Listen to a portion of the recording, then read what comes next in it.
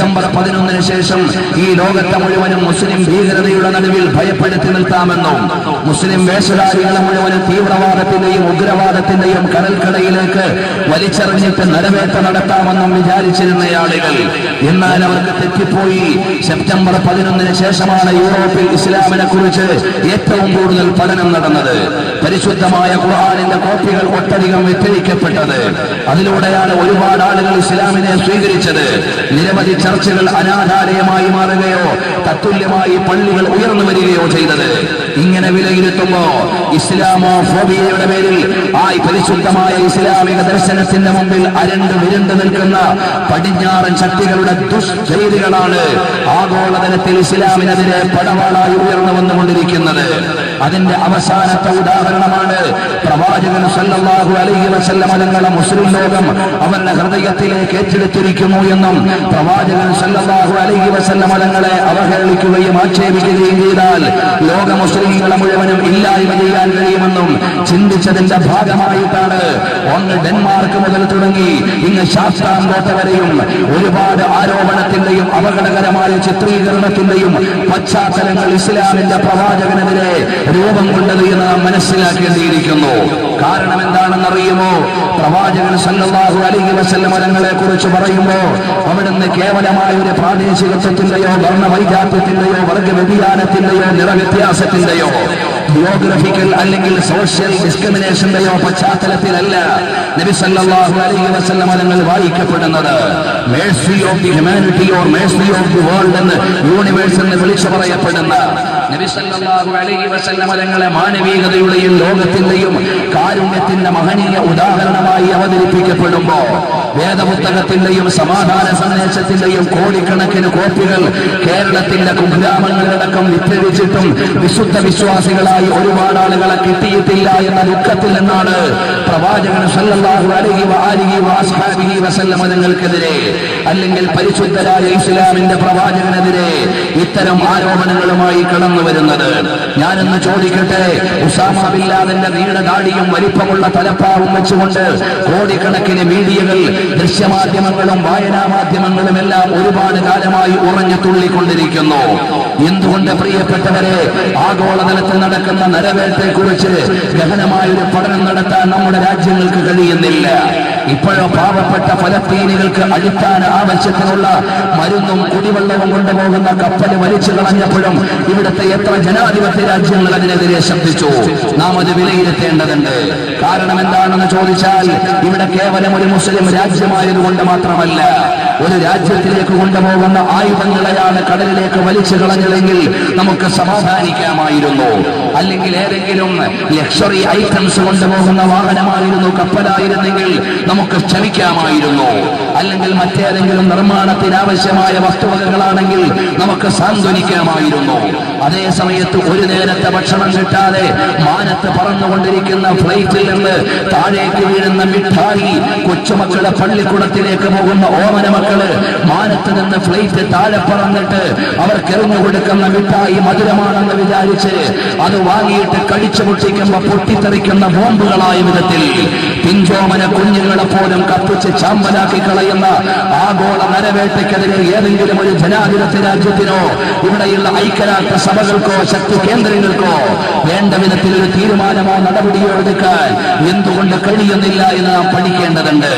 അതിന്റെ അവസാനത്തെ ഉദാഹരണമാണ് മരുന്നും വെള്ളവും കൊണ്ടുപോകുന്ന കപ്പല് താഴേക്ക് വഴിച്ചു കളഞ്ഞിട്ട് ഒരു ജനവിഭാഗത്തെ നാലുപാട് നിന്നും വളഞ്ഞ് അവരെ നാലുഭാഗത്തു നിന്നും ആയുധവേട്ട നടത്തി അവർക്ക് കുടിക്കാൻ വെള്ളമോ കഴിക്കാൻ ഭക്ഷണമോ കിടക്കാൻ ഇടമോ കൊടുക്കാതെ കൈയും കാലും ബന്ധിച്ചിട്ടിട്ട് വെടിയൊച്ചകൾ മാത്രം സമ്മാനിച്ചുകൊണ്ടിരിക്കുകയും ബോംബറുകൾ കൊണ്ട് പീഡിപ്പിച്ചുകൊണ്ടിരിക്കുകയും ചെയ്യുമ്പോ ഫലസ്തീൻ പോലെയുള്ള ഒരു രാജ്യത്തിന് വേണ്ടി കാര്യക്ഷമമായി പ്രവർത്തിക്കാൻ ഇവിടെ ഏത് ശക്തിക്ക് കഴിയുന്നു? ഞാൻ പലതവണയും ഓർമ്മപ്പെടുത്തിയിട്ടുണ്ട്. ആ ഐക്യരാഷ്ട്രസഭയ്ക്ക് ഒരു നിയമമുണ്ട്. ഇന്ത്യ മഹാരാജ്യത്തിന്റെ ജിയോഗ്രഫിക്കൽ ടെറിട്ടറിയിലേക്ക് പാകിസ്ഥാനോ ബംഗ്ലാദേശോ ചൈനയോ കടന്നാൽ, അതായത് ഐക്യരാഷ്ട്രസഭയുടെ മാപ്പ് അനുസരിച്ച് നമ്മുടെ രാജ്യത്തിന് എഴുതി എന്ന അതിർത്തിയുടെ ഉള്ളിലേക്ക് അയൽ രാജ്യങ്ങൾ ആരെങ്കിലും കടന്നാൽ ആയുധമെടുത്ത് യുദ്ധം ചെയ്യുവാനുള്ള അവകാശം ഇന്ത്യ മഹാരാജ്യത്തിനുണ്ട്. ചൈനയിലേക്ക് ഇന്ത്യ കടന്നാൽ ചൈനയ്ക്കുണ്ട്, പാകിസ്ഥാനിലേക്ക് ഇന്ത്യ കടന്നാൽ പാകിസ്ഥാനിനുണ്ട്, ബംഗ്ലാദേശിലേക്ക് ഇന്ത്യ കടന്നാൽ ബംഗ്ലാദേശുകാരനുണ്ട്. അങ്ങനെ എല്ലാ രാജ്യത്തിന്റെയും ഐക്യരാഷ്ട്രസഭ അംഗീകരിച്ച ജിയോഗ്രഫിക്കൽ ടെറിട്ടറിയുടെ ഉള്ളിലേക്ക് ആരെങ്കിലും അകാരണമായി കടന്നാൽ ആയുധമെടുത്ത് യുദ്ധം ചെയ്യാൻ അവകാശമുണ്ട് എന്ന് ഐക്യരാഷ്ട്രസഭ എഴുതി വെക്കുമ്പോ ഫലസ്തീൻകാരന്റെ വെസ്റ്റ് ബാങ്കും ഗാസയുമെല്ലാം ഐക്യരാഷ്ട്രസഭയുടെ മാപ്പിൽ ഫലസ്തീനിന്റെ പ്രദേശമാണ്. അവിടേക്ക് കടന്നു കയറുന്ന ഇസ്രയേലുകാരനെ ആയുധമെടുത്ത് യുദ്ധം ചെയ്യാൻ ഐക്യരാഷ്ട്രസഭയുടെ നിയമം പഠിപ്പിക്കുന്നു.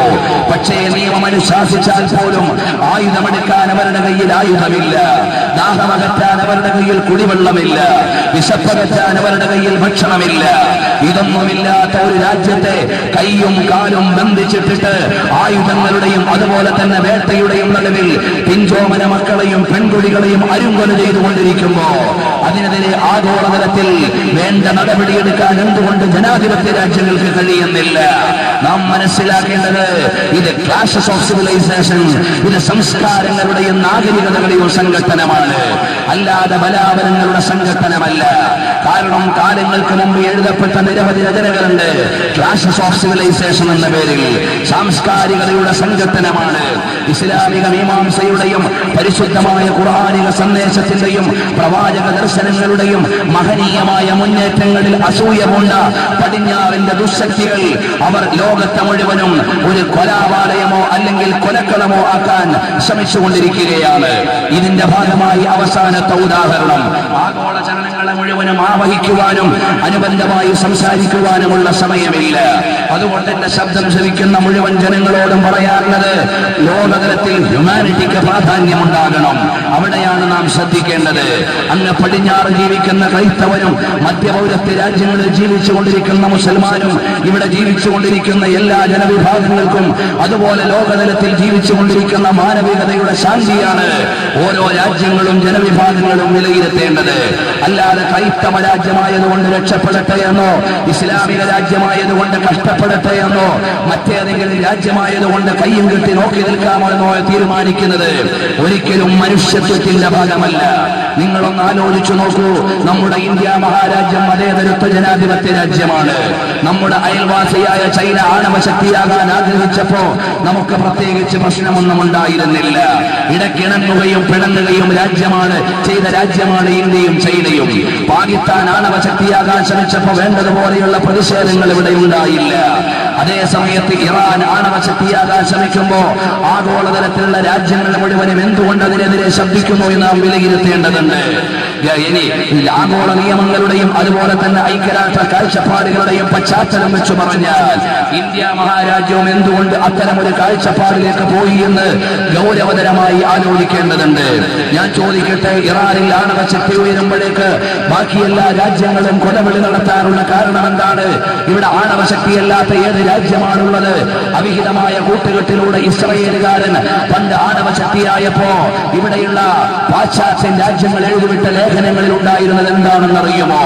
നിങ്ങൾ മനസ്സിലാക്കേണ്ടത് ഇസ്രയേൽ എന്ന് പറയുന്ന രാജ്യം ആണവശക്തിയായപ്പോ പടിഞ്ഞാറൻ ശക്തികൾ പറഞ്ഞത് ആണവശക്തിക്കെതിരെയുള്ള ചാരിത്ര പ്രസംഗമായിരുന്നില്ല. മറിച്ച് അറബ് രാജ്യങ്ങളുടെ നരവേട്ടകളുടെ നടുവിൽ കിടക്കുന്ന ഒരു കൊച്ചു രാജ്യത്തിന് അത്തരം ആയുധങ്ങൾ കരുതിയിരിക്കേണ്ടതുണ്ട് എന്നായിരുന്നു പടിഞ്ഞാറിൽ നിന്ന് വന്ന ലേഖനങ്ങൾ. വിശദമായി അതിലേക്ക് കടക്കാനുള്ള സമയമില്ല. അപ്പൊ പരിശുദ്ധമായ ഇസ്ലാമിക സമൂഹത്തെ മുഴുവനും നിഷ്കാസനം ചെയ്യുവാനുള്ള ആഗോളതലത്തിലെ ഗൂഢമായ ശ്രമത്തിന്റെ ഭാഗമായിട്ടാണ് ഇപ്പോഴും പ്രവാചകൻ സല്ലല്ലാഹു അലൈഹി വസല്ലം തങ്ങളുടെ വ്യക്തിജീവിതത്തെയും അവിടുത്തെയുടെ മഹനീയമായ ദർശനങ്ങളെയും അവഹേളിക്കുവാനും അപകീർത്തിപ്പെടുത്തുവാനുമുള്ള അപകടകരമായ ശ്രമങ്ങൾ നടന്നുകൊണ്ടിരിക്കുന്നത്. അതുകൊണ്ട് എന്റെ അനുവാദിതരായ മുസ്ലിം സഹോദരങ്ങളോട് പ്രത്യേകിച്ചും മാനവിക സഹോദരങ്ങളോട് മൊത്തമായും പറയാനുള്ളത്, നമ്മൾ വർഗവർണ്ണ വൈജാത്യങ്ങളുടെ ഗ്യാപ്പുകൾ സൃഷ്ടിച്ച് അപകടങ്ങൾ ഉണ്ടാക്കേണ്ടവരല്ല. നമ്മൾ നാനാത്വത്തിൽ ഏകത്വമെന്ന വർണ്ണാഭമായ പൂന്തോട്ടത്തിലെ വിഭിന്ന നിറങ്ങളും ഭാവങ്ങളുമുള്ള പുഷ്പങ്ങളെ ഒരുമിച്ചിരുത്തിയിട്ട് പൂന്തോട്ടം ഉണ്ടാക്കേണ്ടവരാണ്. ഈ ഒരു പൂന്തോട്ടമായി പരിണമിക്കുമ്പോഴേ നറുമണങ്ങൾ ഇവിടെ പൂത്തുലയുകയും ആസ്വദിക്കാനും നമുക്ക് കഴിയുകയുള്ളൂ. അത്തരമൊരു മാനവീയമായ കാഴ്ചപ്പാടിലേക്കാണ് നാം വളരേണ്ടത്. കാരണം നബി സല്ലല്ലാഹു അലൈഹി വസല്ലം തങ്ങൾ ആരുടെയെങ്കിലും വാറോലുകളുടെയോ ഏതെങ്കിലും ഏതെങ്കിലും നരകപ്പാല ഗ്രന്ഥങ്ങളുടെ വരികളിലൂടെയോ ഒലിച്ചു പോകുന്ന വ്യക്തിപ്രഭാവമല്ല. കാരണം 1400 പരം കൊല്ലമായി ആഗോളതലത്തിലെ മാനവികതയുടെ മനതലങ്ങളിൽ മുഴുവനും നിറസാന്നിധ്യമായി നിൽക്കാൻ വേറൊരു നേതാവിനും കഴിഞ്ഞിട്ടില്ല. ഞങ്ങൾ ചോദിക്കട്ടെ, പ്രവാചകൻ സല്ലല്ലാഹു അലൈഹി വസല്ലം തങ്ങളുടെ വിശുദ്ധമായ നാമം വിളിച്ചു പറയപ്പെടാത്ത ഏത് ഗ്രാമമാണ് ഇവിടെയുള്ളത്? ഒരു പ്രതിമയില്ലല്ലോ, ഒരു പ്രതിച്ഛായയില്ലല്ലോ, ഒരു പ്രതിഷ്ഠയില്ലല്ലോ, ഒരു ചിത്രമില്ലല്ലോ, ഒരു ചിത്രീകരണമില്ലല്ലോ, ഭൗതികമായ മാനദണ്ഡങ്ങളൊന്നുമില്ല, മെറ്റീരിയൽ പ്രസന്റേഷനുകളൊന്നുമില്ല, ശാരീരികമായ പ്രകടനങ്ങളൊന്നുമില്ല. അതൊന്നുമില്ലാതെ കോടാനകോടി വിശ്വാസികളുടെയും അവിശ്വാസികളുടെയും മനതലത്തിൽ മുഹമ്മദീയ നാമം സല്ലല്ലാഹു അലൈഹി വസല്ലം തങ്ങളുടെ വരിഷ്ഠമായ നാമത്തെ അടയാളപ്പെടുത്തിയ പ്രതിഭാസം ഏതാണ്? നിങ്ങൾ പഠിക്കണം. അതുകൊണ്ട് ഇവിടെയുള്ള ഹൈന്ദവ, ക്രൈസ്തവ, ബൗദ്ധ, ജൈന, രാഷ്ട്രീയ മതമുള്ള ഇല്ലാത്ത നിരീശ്വര ഈശ്വരവാദികളോട് മുഴുവനും ഞങ്ങൾക്ക് വിളിച്ചു പറയാനുള്ളത്, നിങ്ങൾ മദീനയിലേക്ക് നടക്കണം.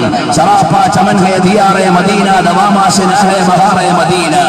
മദീനയുടെ പുഷ്കലമായ പശ്ചാത്തലത്തിൽ നിന്ന് പ്രവാചകർ സല്ലല്ലാഹു അലൈഹി വസല്ലം തങ്ങളുടെ മഹനീയ പാഠങ്ങളുടെ മാനവിക തലങ്ങളെ ഒപ്പിയെടുക്കാനും പകർത്തിയെടുക്കാനും പഠിച്ചറിയാനും കഴിയണം. അവിടെയാണ് നാം അടുത്തറിയേണ്ടി വരിക. അല്ലാതെ സംഘടനകളുടെയും ഗൾഫുകളുടെയും ഗ്യാപ്പുകളുടെയും ഇടവേളകളെയല്ല നാം സൃഷ്ടിക്കേണ്ടത്. മറിച്ച് നാം ഉണ്ടാക്കേണ്ടത് ഒരുമയ്ക്ക് വേണ്ടിയുള്ള നിർമ്മാണാത്മകമായ പ്രവർത്തനങ്ങളും സംഗമത്തിന് വേണ്ടിയുള്ള മാനുഷികമായ പാലങ്ങളുമാണ് നിർമ്മിക്കപ്പെടേണ്ടത്. അല്ലാതെ ഇത് ചോരച്ചാലുകൾ തീർക്കാനുള്ളതല്ല, ഇത് സ്നേഹച്ചാലുകൾ ഉണ്ടാക്കുവാനുള്ളതാണ്. അതുകൊണ്ടാണ് നബി സല്ലല്ലാഹു അലൈഹി വസല്ലം തങ്ങൾ മദീനയുടെ മണൽപ്പരപ്പിൽ നിന്ന് മാലോകരോട് മുഴുവനും ആവശ്യപ്പെട്ടത് നിങ്ങളുടെ എല്ലാവരുടെയും വീട്ടിൽ എന്റെ ഫോട്ടോ വെക്കണമെന്നല്ല.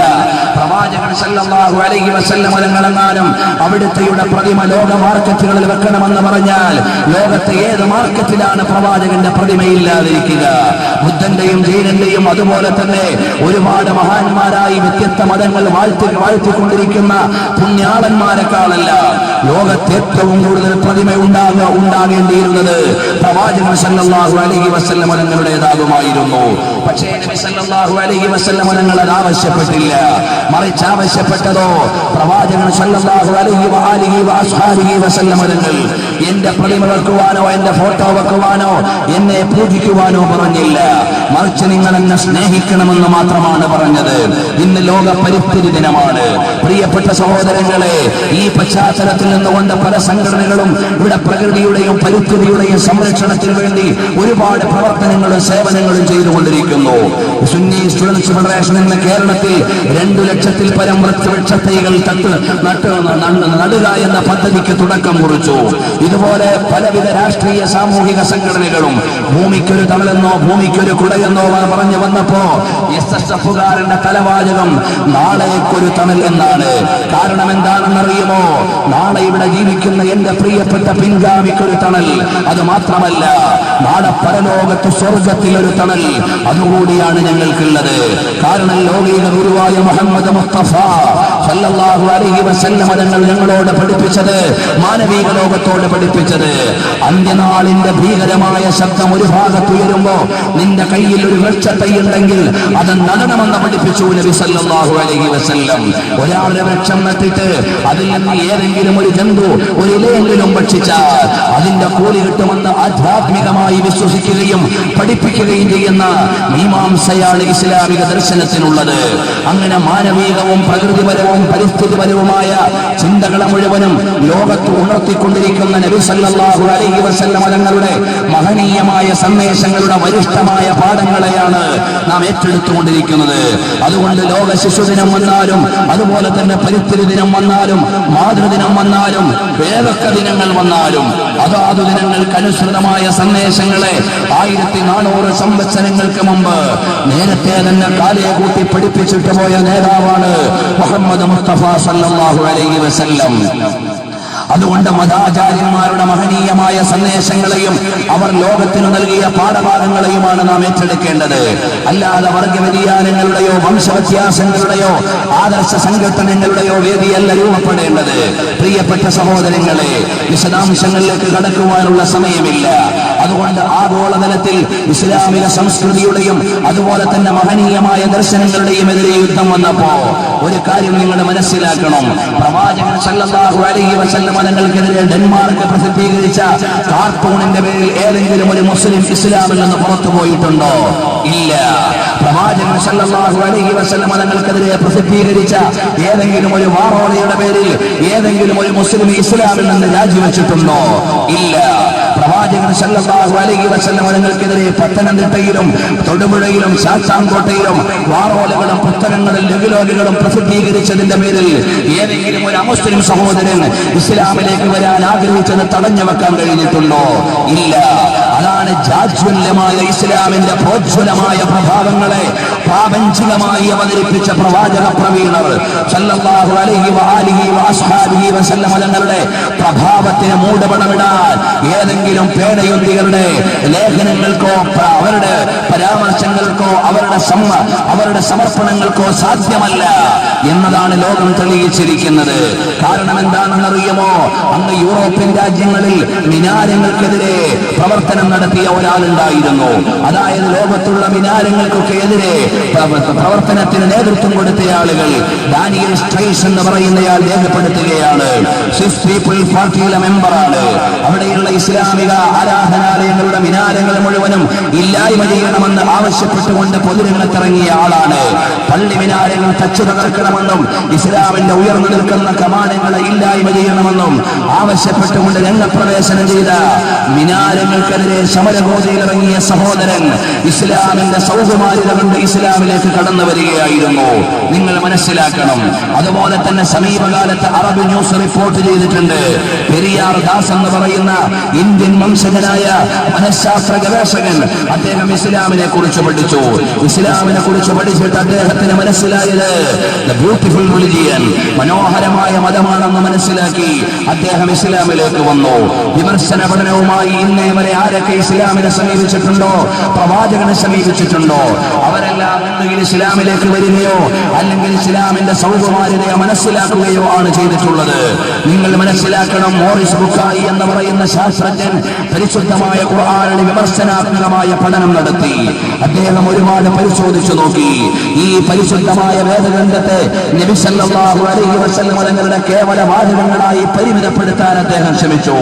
അവസാന ബിസ്മി റബ്ബിക്കല്ലദീ ഖലഖൽ ഇൻസാന മിൻ അലഖ് എന്ന് പറയുന്ന സൂക്തമെത്തിയപ്പോ മോറിസ് ബുക്കായി അവിടെ നിന്നു.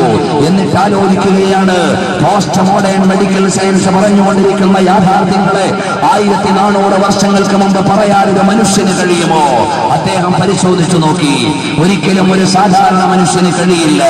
1400 കൊല്ലങ്ങൾക്ക് മുമ്പ് ഇന്നത്തെ മോഡേൺ സയന്റിഫിക് പ്രൂഫുകളെ പറയാൻ ഒരു സാധാരണ മനുഷ്യന് കഴിയില്ല. അതുകൊണ്ട് മുഹമ്മദ് നബി സല്ലല്ലാഹു അലൈഹി വസല്ലം തങ്ങൾ ഒരു സാധാരണ മനുഷ്യനല്ല. ഖുർആൻ ഒരു മാനുഷിക വേദമല്ല, ദൈവദത്തമായ പ്രത്യയ ശാസ്ത്രമാണ് എന്ന് പറഞ്ഞുകൊണ്ട് അദ്ദേഹം ഇസ്ലാമിലേക്ക് വരികയാണ് ചെയ്തത് എന്ന് നിങ്ങൾക്ക് മനസ്സിലാകും. ലിയോപോൾഡ് വൈസ് ആരായിരുന്നു? പരിശുദ്ധമായ ഇസ്ലാമിനെ കുറിച്ച് പഠിക്കാൻ ഇറങ്ങി പുറപ്പെട്ടയാളായിരുന്നു ലിയോപോൾഡ് വൈസ്. അദ്ദേഹം ആഗോള ഇസ്ലാമിക രാജ്യങ്ങളിലൂടെ സഞ്ചാരം നടത്തി. അദ്ദേഹത്തിന്റെ മക്കയിലേക്കുള്ള പാത റോഡ് ടു മക്ക എന്ന് പറയുന്ന പ്രസിദ്ധമായ പുസ്തകം പലരും വായിച്ചിട്ടുണ്ടാകാം. ഇസ്ലാമിക രാജ്യങ്ങളിലൂടെ കടന്നുപോയി സംസ്കാരങ്ങളുടെ ഭൂമിയിലൂടെ മധ്യപൗരത്യ രാജ്യങ്ങളിലൂടെ അറബ് മരുഭൂമികളിലൂടെ അദ്ദേഹം സഞ്ചരിച്ചു. അദ്ദേഹത്തിന്റെ റോഡ് ടു മക്ക എന്ന പുസ്തകം വായിക്കാത്തവർ സാഹിത്യകാരന്മാരും എഴുത്തുകാരും ആലോചകരുമായ ആളുകൾ വളരെ കുറവായിരിക്കും. സഞ്ചാര സാഹിത്യത്തിൽ ഏറ്റവും കൂടുതൽ വായിക്കപ്പെട്ട കൃതിയായിരിക്കാം അദ്ദേഹത്തിന്റെ റോഡ് ടു മക്ക എന്ന് പറയുന്ന പുസ്തകം. മരുഭൂമിയിലൂടെ നടന്നു പോകുമ്പോ അവിടെ നിന്ന് കടന്നു വരുന്ന മണ്ണ് കൂനകൾക്ക് നടുവിൽ കിടന്ന അനുഭവം അദ്ദേഹം എഴുതിയിട്ടുണ്ട്.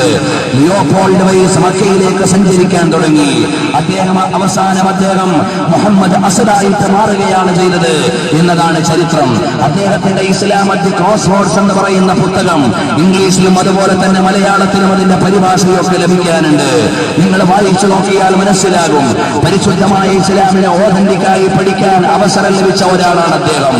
അതുപോലെ തന്നെ ഖാലിദ് ലത്തീഫ് ഗൗബയാരാണ്? ഇസ്ലാമിനെ പഠിച്ച് ഇസ്ലാമിലേക്ക് കടന്നു വന്ന ആളാണ്. ഹൈക്കലിനെ കുറിച്ച് നിങ്ങൾ വായിച്ചിട്ടുണ്ടോ? പ്രവാചകൻ സല്ലല്ലാഹു അലൈഹി വസല്ലം തങ്ങളെ കുറിച്ച് പുസ്തകം എഴുതിയ ആളാണ്. അദ്ദേഹം ആദ്യം ഇസ്ലാമായിരുന്നില്ല. അതുപോലെ എത്രയോ ആളുകൾ രാജാവിരോടിയാരായിരുന്നു. ഇസ്ലാമിന്റെ ആഗോളപരമായ ചലനങ്ങളെയും പ്രാപഞ്ചികമായ ദർശനങ്ങളെയും ഖുർആനിക വീക്ഷണങ്ങളെയും ആധികാരികമായി പഠിച്ചയാളായിരുന്നു. ഇസ്ലാമിനെ പഠിക്കാനിറങ്ങിയ ആളുകൾ മുഴുവനും ഒന്നുകിൽ ഇസ്ലാം നല്ല മതമാണെന്ന് പറയുകയോ അല്ലെങ്കിൽ ഇസ്ലാമിനെ കഴുത്തിൽ അണിയുകയോ ചെയ്യുകയല്ലാതെ ഒരാളെയും നമുക്ക് കാണാൻ കഴിയില്ല. അന്ധമായ വിമർശനങ്ങളുടെ കൂരിരുട്ടിൽ നിന്നുകൊണ്ട് തപ്പിത്തടയുന്നവരല്ലാതെ ഇസ്ലാമിന്റെ പ്രഭാവത്തെ ഇല്ലായ്മ ചെയ്യാൻ ഒരാൾക്കും സാധ്യമല്ല. നമ്മുടെ രാഷ്ട്രത്തിന്റെ പിതാവായ ഗാന്ധിജി ഇസ്ലാമിനെ പഠിച്ചു. നബി സല്ലല്ലാഹു അലൈഹി വസല്ലം തങ്ങളെ അറിഞ്ഞു. അവിടുത്തെയുടെ ശിഷ്യനായ ഉമർ ഇബ്നുൽ ഖത്താബ് റളിയല്ലാഹു അൻഹുവിന്റെ പാർലമെന്ററി സംവിധാനം നമ്മുടെ സ്വതന്ത്ര രാജ്യത്തിന് ഉണ്ടാകണമെന്ന് ആശിക്കുകയും രേഖപ്പെടുത്തുകയും ചെയ്തു. അതുപോലെ തന്നെ ചിന്തയും ബോധവുമുള്ള മുഴുവൻ ആളുകളും ഇസ്ലാമിനെ മനസ്സിലാക്കി. ഇന്ത്യയുടെ ഒന്നാമത്തെ പ്രധാനമന്ത്രിയായ ജവഹർലാൽ നെഹ്റു അദ്ദേഹത്തിന്റെ സിന്തസിസ് ഓഫ് ട്രഡിഷനിലൂടെ രാജ്യത്തിന് സംഭാവന ചെയ്ത പ്രമുഖ മതങ്ങൾ ഏതൊക്കെയാണെന്ന് പഠിച്ചു നോക്കി. എന്നിട്ട് പറഞ്ഞു, ഇന്ത്യൻ സംസ്കാരത്തിന്റെയും സംസ്കൃതിയുടെയും നടപടികളുടെയും എല്ലാം നല്ലൊരു സംഭാവന ഇവിടെ കച്ചവടാർത്ഥവും പ്രബോധനാർത്ഥവും കടന്നു വന്ന അറബികളിൽ നിന്നുകൂടി നമുക്ക് ലഭിച്ചതാണ്. എന്നാൽ നിങ്ങൾക്കറിയുമോ, ഒരു ഭാഗത്ത് ഇസ്ലാമിനെ തീവ്രവാദത്തിന്റെയും ഭീകരവാദത്തിന്റെയും ഉഗ്രവാദത്തിന്റെയും വിദണ്ഡവാദത്തിന്റെയും സ്ഫോടനവാദത്തിന്റെയും മറവിൽ വെടിവെക്കുവാൻ ശ്രമിക്കുന്ന ഒരുപാട് ആളുകളുണ്ട്. ഇവിടെ നാം വേണ്ടത് ആയുധവേട്ടയല്ല, പ്രതിരോധങ്ങളല്ല, മറിച്ച് ലോകത്തെ ബോധ്യപ്പെടുത്തണം, ഹിസ്റ്ററിക്കലായി ബോധ്യപ്പെടുത്തണം. ഇസ്ലാം എന്താണെന്ന് പറഞ്ഞു കൊടുക്കാനുള്ള അവസരമുണ്ടാകണം. നിങ്ങൾ ആലോചിച്ചു നോക്കിയിട്ടുണ്ടോ, പരിശുദ്ധമായ ഇസ്ലാമിനെ തീവ്രവാദത്തിന്റെയും ഭീകരവാദത്തിന്റെയും ഒക്കെ മറവിലേക്ക് അകപ്പെടുത്തിയിട്ട് ചൂഷണം ചെയ്യാൻ ശ്രമിക്കുമ്പോ ഇസ്ലാം ഉയർത്തിപ്പിടിച്ച സമാധാന സന്ദേശങ്ങളെ അക്കമിട്ട ചരിത്രത്തിന്റെ പ്രമാണങ്ങളിലൂടെ പറഞ്ഞു കൊടുക്കാൻ നമുക്ക് കഴിയണം. നിങ്ങൾ ആലോചിച്ചു നോക്കൂ, ഇന്ത്യ മഹാരാജ്യത്തെ ഡൽഹി സൽത്തനത്ത് ഏറ്റവും കൂടുതൽ കാലം ഭരിച്ചതാരാ? മുസ്ലിം ഭരണാധികാരികളായിരുന്നു. അവിടുന്ന് ഔറംഗസീബോ അതുപോലെയുള്ള അക്ബറോ ഔറംഗസീബോ ഷാജഹാനോ പോലെയുള്ള ആളുകൾ ഈ രാജ്യത്തെ മുഴുവനും ഒരു ഇസ്ലാമിക രാജ്യമാക്കാൻ വിചാരിച്ചാൽ ആർക്കെങ്കിലും തടുക്കാൻ പറ്റുമായിരുന്നോ? പറ്റില്ലായിരുന്നു. പക്ഷേ അവർ ആഗ്രഹിച്ചില്ല. കാരണം ഇസ്ലാമിലേക്ക് കമ്പൽഷനോടുകൂടി ആരെയും ആഗ്രഹിക്കുന്നില്ല. ഇസ്ലാമിനെ പഠിക്കുകയും അറിയുകയും ചെയ്തിട്ട് വരട്ടെ എന്ന് മാത്രമാണ് അവർ വിചാരിച്ചത്. അവർ കേവലം ഭൗതികന്മാര് മാത്രമായിരുന്നില്ല. ഔറംഗസീബ് തികഞ്ഞ ഒരു പണ്ഡിതനായിരുന്നു. ഔറംഗസീബിന്റെ മകൾ സീനത്ത് ബീഗം പരിശുദ്ധമായ ഖുർആനിൽ സീനത്തു തഫാസിർ എന്ന പേരിൽ ഖുർആൻ വ്യാഖ്യാനം എഴുതിയ പെൺകുട്ടിയായിരുന്നു. ആ സീനത്ത് ബീഗത്തിന്റെ പേരിൽ ഇന്നും ഡൽഹിയിൽ ഒരു പള്ളിയുണ്ട്. നിങ്ങൾക്കറിയുമോ? അങ്ങനെ മതനിഷ്ഠയോടുകൂടി ജീവിച്ച ഔറംഗസീബ് എന്ന് പറയുന്ന ഭരണാധികാരി, അദ്ദേഹത്തിന്റെ അന്നത്തെ കാലത്തെ മതവീക്ഷണങ്ങളാണ് ഫതാവ ആലംഗീരി എന്ന പേരിൽ ആഗോളതലത്തിൽ ഇസ്ലാമിക വിഷയങ്ങളുടെ നിർദ്ധാരണ ഗ്രന്ഥമായി വിലയിരുത്തപ്പെടുന്നത്. ആ മഹത്തായ ഗ്രന്ഥം പോലും ഇന്നും പ്രാമാണികമായി ആഗോളതലത്തിൽ ചർച്ച ചെയ്യപ്പെടുമ്പോ ചോദിക്കട്ടെ, ഔറംഗസീബ് ആഗ്രഹിച്ചിരുന്നവോ ഇന്ത്യയെ ഒരു ഇസ്ലാമിക രാജ്യമാക്കുവാൻ? ഇല്ല. ഇവിടെ ഒരുപാട് മതവിശ്വാസികളും ഒരുപാട് ചിന്താധാരകളുമുള്ള നാടാണ്. ഇവിടെ സുതാര്യമായ പ്രചാരണ പ്രവർത്തനങ്ങളല്ലാതെ നിർബന്ധമായ മതപരിവർത്തനങ്ങളെ അവർ ആഗ്രഹിച്ചില്ല. അതേ സമയത്ത് ഞാൻ പറയട്ടെ, വെസ്റ്റേൺ പാരസൈറ്റ്സ് എന്ന പേരിൽ ഒരു പുസ്തകമുണ്ട്. ഞാൻ എഴുതിയതല്ല, ഒരു മുസ്ലിം എഴുതിയതല്ല. മിനിൻ പെരീരയും ജെറമി സീബ്രൂക്കും എഴുതിയ വെസ്റ്റേൺ പാരസൈറ്റ്സ് എന്ന പുസ്തകം പരാന്ന ഭോജികൾ എന്ന പേരിൽ പരിഭാഷപ്പെടുത്തപ്പെട്ടിട്ടുണ്ട്. മലയാളത്തിൽ വായിക്കാൻ ലഭിക്കുന്ന പുസ്തകമാണ്. ക്രൈസ്തവ യൂറോപ്പ് ഇന്ത്യയിലേക്ക് കടന്നു വന്നപ്പോൾ ചെയ്ത സേവനങ്ങളാണ് അതിലുള്ളത്. എന്തായിരുന്നു സേവനങ്ങൾ? പള്ളികളിൽ ആരാധനയ്ക്ക് വേണ്ടി ഒരുമിച്ച് കൂടിയ മനുഷ്യരെ പള്ളിയടക്കം കത്തിച്ചു കളഞ്ഞ പാരമ്പര്യമാണ് അവിടുന്ന് വെസ്റ്റേൺ പാരസൈറ്റ്സിലൂടെ ജെറമി സീബ്രൂക്കും മിനിൻ പെരീരയും എഴുതി വെച്ചത്. ഞാൻ ചോദിക്കട്ടെ, അതിന്റെ പേരിൽ ഇവിടെ ക്രൈസ്തവ മതം തീവ്രവാദത്തിന്റെ മതമായി എവിടെയെങ്കിലും ചിത്രീകരിക്കപ്പെടുകയോ വേട്ടയാടപ്പെടുകയോ ചെയ്യുന്നുണ്ടോ? ഇല്ല. അതുകൊണ്ട് സമാധാനകാംക്ഷികളായ ഇസ്ലാമിക ദർശനത്തിന്റെ ആളുകൾ ഐഡിയോളജിക്കലായി ഇസ്ലാമിന്റെ മുമ്പിൽ പിടിച്ചു നിൽക്കാൻ കഴിയുന്നില്ല എന്ന് മനസ്സിലാക്കിയ യൂറോപ്പ് വിശ്വാസപരമായോ ദാർശനികപരമായോ ആശയപരമായോ ആദർശപരമായോ ഇസ്ലാമിക വീക്ഷണങ്ങളുടെ മുമ്പിൽ പിടിച്ചു നിൽക്കാൻ കഴിയാത്തതിന്റെ പേരിൽ ഒരുപാട് വിമർശനങ്ങൾ അവർ ഇറക്കി നോക്കി. ഒന്നും വിജയിച്ചില്ല.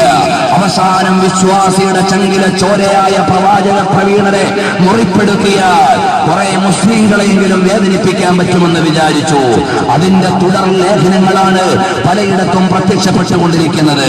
അതുകൊണ്ട് എന്റെ വിശ്വാസികളോട് എനിക്ക് ഓർമ്മപ്പെടുത്താറുള്ളത്, നാം കരുതലോടെ മുന്നേറേണ്ട കാലമാണിത്. കുരിശ് യുദ്ധത്തിന്റെ ഇന്നലകളുടെ ചരിത്രങ്ങൾ നമ്മൾ പഠിക്കണം. അവിടെ പരിശുദ്ധമായ ഇസ്ലാമിക സമൂഹത്തെ നിഷ്കാസനം ചെയ്യാൻ വേണ്ടി കടന്നു വന്ന ശക്തി ദുർഗങ്ങളെ കുറിച്ച് നാം വായിക്കണം. വൈജ്ഞാനിക സവര്യകളിൽ നിന്ന് തെരുവിലേക്ക് മുസ്ലിം സമുദായത്തെ പിടിച്ചിറക്കിയ ദുശക്തികളെ കുറിച്ച് നാം പഠിക്കണം. കാരണം എന്താണ്? നാം ഇവിടെ വൈകാരികമായി പ്രതികരിക്കേണ്ടവരല്ല. വിചാര വിപ്ലവത്തിലൂടെ മുസ്ലിം സമുദായത്തെ മുന്നോട്ട് കൊണ്ടുപോകേണ്ടവരാണ്. കാരണം മുസ്ലിം സമുദായം ഇവിടെ വിദ്യാഭ്യാസം നേടിയാൽ, ബുദ്ധിയുള്ളവരായി മാറിയാൽ, നല്ലവരായി വളർന്നാൽ, രാഷ്ട്രത്തിന്റെ നിർമ്മാണ പ്രവർത്തനങ്ങളിൽ പങ്കാളികളായാൽ, വിദ്യാഭ്യാസ മേഖലയിൽ ഉയർന്നു വന്നാൽ ഈ മുസ്ലിം സമുദായത്തെ ബുദ്ധിപരമായി തോൽപ്പിക്കാൻ കഴിയില്ല എന്ന് മനസ്സിലാക്കി വൈകാരികമായി നമ്മെ തെരുവിലിറക്കേണ്ടത് ഏതൊക്കെയോ ശക്തികളുടെ താല്പര്യമാണ് എന്ന് നാം പഠിക്കണം. നിങ്ങൾക്കറിയുമോ, ബഹുമാനപ്പെട്ട ഗസാലി ഇമാമിന്റെയും റാസി ഇമാമിന്റെയും ഇബ്നു സീനയുടെയും ഫാറാബിയുടെയും കാലഘട്ടത്തിൽ മുസ്ലിം സമുദായത്തിന്റെ കയ്യിൽ മുസല്ലയും തസ്ബീഹുമാലയും ഖുർആനും മാത്രമല്ല ഉണ്ടായിരുന്നത്, ടെലസ്കോപ്പും മൈക്രോസ്കോപ്പും ഉണ്ടായിരുന്നു. അവിടുന്ന് മഹാന്മാരായ പണ്ഡിത കേസരികൾ മുസല്ലയിൽ നിന്ന് നിസ്കരിച്ചിട്ട് തിരിഞ്ഞിരുന്നു കൊണ്ട് ടെലസ്കോപ്പിലൂടെയും ടെലസ്കോപ്പിലൂടെയും മൈക്രോസ്കോപ്പിലൂടെയും ഗവേഷണങ്ങളും നിരീക്ഷണങ്ങളും നടത്തിയവരായിരുന്നു. അതുകൊണ്ടാണ് ബഗ്ദാദിന്റെയും സ്പെയിനിന്റെയും കൊർദോവയുടെയും ചരിത്രം നമ്മുടെ കയ്യിലുള്ളത്. നിങ്ങൾക്കറിയുമോ, ബഗ്ദാദ് വൈജ്ഞാനിക സഭയുടെ കേന്ദ്രമായിരുന്നു. ലോകത്തുള്ള മുഴുവൻ ശാസ്ത്രശാഖകളുടെയും അത്തിവാരങ്ങളെയും അടിസ്ഥാന നിയമങ്ങളും രൂപപ്പെട്ടത് ബഗ്ദാദിൽ നിന്നാണ്. ലോകൃതം ടേബിൾ എവിടെ നിന്ന് വന്നതാണ്? അൽ ജബർ വൽ മുഖാബല എവിടെ നിന്ന് വന്നതാണ്? വാന നിരീക്ഷണം തുടങ്ങി വെച്ചത് ആരാണ്? മൈക്രോബയോളജി തുടങ്ങി വെച്ചത് ആരാണ്? കെമിസ്ട്രിയുടെ അസ്ഥിവാരമിട്ടത് ആരാണ്? അതുപോലെ തന്നെ നാനോ ടെക്നോളജിയിലേക്ക് പോകാനുള്ള അടിസ്ഥാന നിയമങ്ങളെ കൊണ്ടുവന്നത് ആരാണ്? വാന നിരീക്ഷണത്തിന്റെ ഉപാധികളെ കുറിച്ച് പഠിച്ചത് ആരാണ്? ഓപ്പറേഷനെ കുറിച്ച് ബയോളജിക്കൽ ഗവേഷണം നടത്തിയത് ആരാണ്? നിങ്ങൾ സൈറ്റുകളിൽ കടന്നിട്ടൊന്ന് പരിശോധിച്ചു നോക്കൂ. ഇപ്പോഴും നിങ്ങൾക്ക് കാണാം ഇസ്ലാമിക പശ്ചാത്തലത്തിൽ നിന്ന് പഠനം നടത്തിയ പണ്ഡിത മഹാന്മാരായ ആളുകളാണ്. ബയോളജിയുടെയും സുവോളജിയുടെയും ബോട്ടണിയുടെയും അനാറ്റോമിയുടെയും ആസ്ട്രോണമിയുടെയും അതുപോലെയുള്ള ലോകത്തുള്ള ശാസ്ത്രശാഖകൾക്ക് മുഴുവനും അത്തിവാരമിട്ട മുസ്ലിം പണ്ഡിത കേസരികളായിരുന്നു എന്ന് ഇന്നലത്തെ ഗോൾഡൻ ഹിസ്റ്ററിയിൽ നാം വായിക്കുകയാണ്. ബഗ്ദാദിന്റെ ചരിത്രത്തിൽ നിന്ന്, കൊർദോവയുടെ ചരിത്രത്തിൽ നിന്ന്, സ്പെയിനിന്റെ ഇന്നലകളിൽ നിന്ന്. എന്നാൽ കൊർദോവയിൽ നിന്ന് കട്ടുകൊണ്ടുപോയ ഗ്രന്ഥങ്ങൾ, ബഗ്ദാദിൽ നിന്ന് കടൽ വഴി കടത്തിക്കൊണ്ടുപോയ ലേഖനങ്ങൾ, ഗ്രന്ഥശേഖരങ്ങൾ ഇതായിരുന്നു യൂറോപ്പിന്റെ കയ്യിലുണ്ടായിരുന്നത്. യൂറോപ്പിൽ ഗ്രന്ഥാലയം ഉണ്ടായിരുന്നില്ല മുസ്ലിങ്ങൾക്ക് യൂണിവേഴ്സിറ്റി ഉള്ളപ്പോൾ.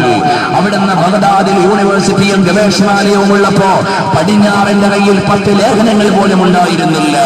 ഇതെല്ലാം കൊള്ളയടിച്ചിട്ട് മുസ്ലിം സമുദായത്തെ തെരുവിലേക്ക് ഇറക്കിയാൽ ഇതെല്ലാം അടിച്ചു മാറ്റിയിട്ട് ബുദ്ധിജീവികളാകാൻ കഴിയുമെന്ന് അവർ മനസ്സിലാക്കി. അത് സംഭവിക്കുകയും ചെയ്തു. മുസ്ലിം സമുദായത്തെ മുഴുവനും ഗോദയിലേക്ക് ഇറക്കിയിട്ട് ഗവേഷണാലയങ്ങൾ അവർ പിടിച്ചടക്കി. അങ്ങനെ ശാസ്ത്രത്തിന്റെ പിതാക്കന്മാരായി മാറാൻ അവർ ശ്രമിച്ചു. പക്ഷേ കാലത്തിന്റെ കർട്ടനുകൾ എല്ലാം മറച്ചു വെച്ചില്ല. അൽ ഗസാലി അൽ ഗൈദ് എന്ന് പരിചയപ്പെടുത്താൻ അവർ നിർബന്ധിതരായി. ബഹുമാനപ്പെട്ട അബൂബക്കർ റാസിയെ അൽ വൈസ് എന്ന പേരിൽ പരിചയപ്പെടുത്താൻ അവർ നിർബന്ധിതരായി. ഒരുപാട് വിഷയങ്ങൾ ഈ വിഷയമായി പറയാനുണ്ട്. അതുപോലെ തന്നെ സ്വാതന്ത്ര്യ സമര കാലഘട്ടത്തിൽ രാജ്യത്തോടുള്ള സ്നേഹം കൊണ്ട് മുസ്ലിം സമുദായത്തിന്റെ മക്കൾ അരമനകളിൽ നിന്ന് പഠിച്ചാൽ പോരാ, തെരുവിലിറങ്ങിയിട്ട് യുദ്ധം നടത്തേണ്ട സമയമാണെന്ന് തിരിച്ചറിഞ്ഞു. ജവഹർലാൽ നെഹ്റുവിന്റെയും അതുപോലെ തന്നെ മുഹമ്മദ് അലി ജിന്നയുടെയും നേതൃത്വത്തിൽ ഹൈദരാബാദിൽ വെച്ച് നടന്ന സമ്മേളനം ഇന്ത്യൻ ഹിസ്റ്ററി നാം പഠിച്ചു നോക്കണം. വിദ്യാർത്ഥികളെ ഒരുമിച്ച് കൂട്ടിയിട്ട് ജവഹർലാൽ നെഹ്റു പറഞ്ഞു, നമ്മളുടെ കയ്യിൽ ഒരു കെട്ട് സർട്ടിഫിക്കറ്റ് ഉണ്ടായിട്ട് എന്താണ് മക്കളെ കാര്യം? രാജ്യം ഭാരതത്തിന്റെ കൈപ്പുനീര് കുടിച്ചുകൊണ്ടിരിക്കുമ്പോ നമ്മൾ വിജ്ഞാനത്തിന്റെ സമവാക്യങ്ങളും കോഴ്സുകളുടെ സർട്ടിഫിക്കറ്റുകളും നേടിയിട്ട് എന്താണ് കാര്യം?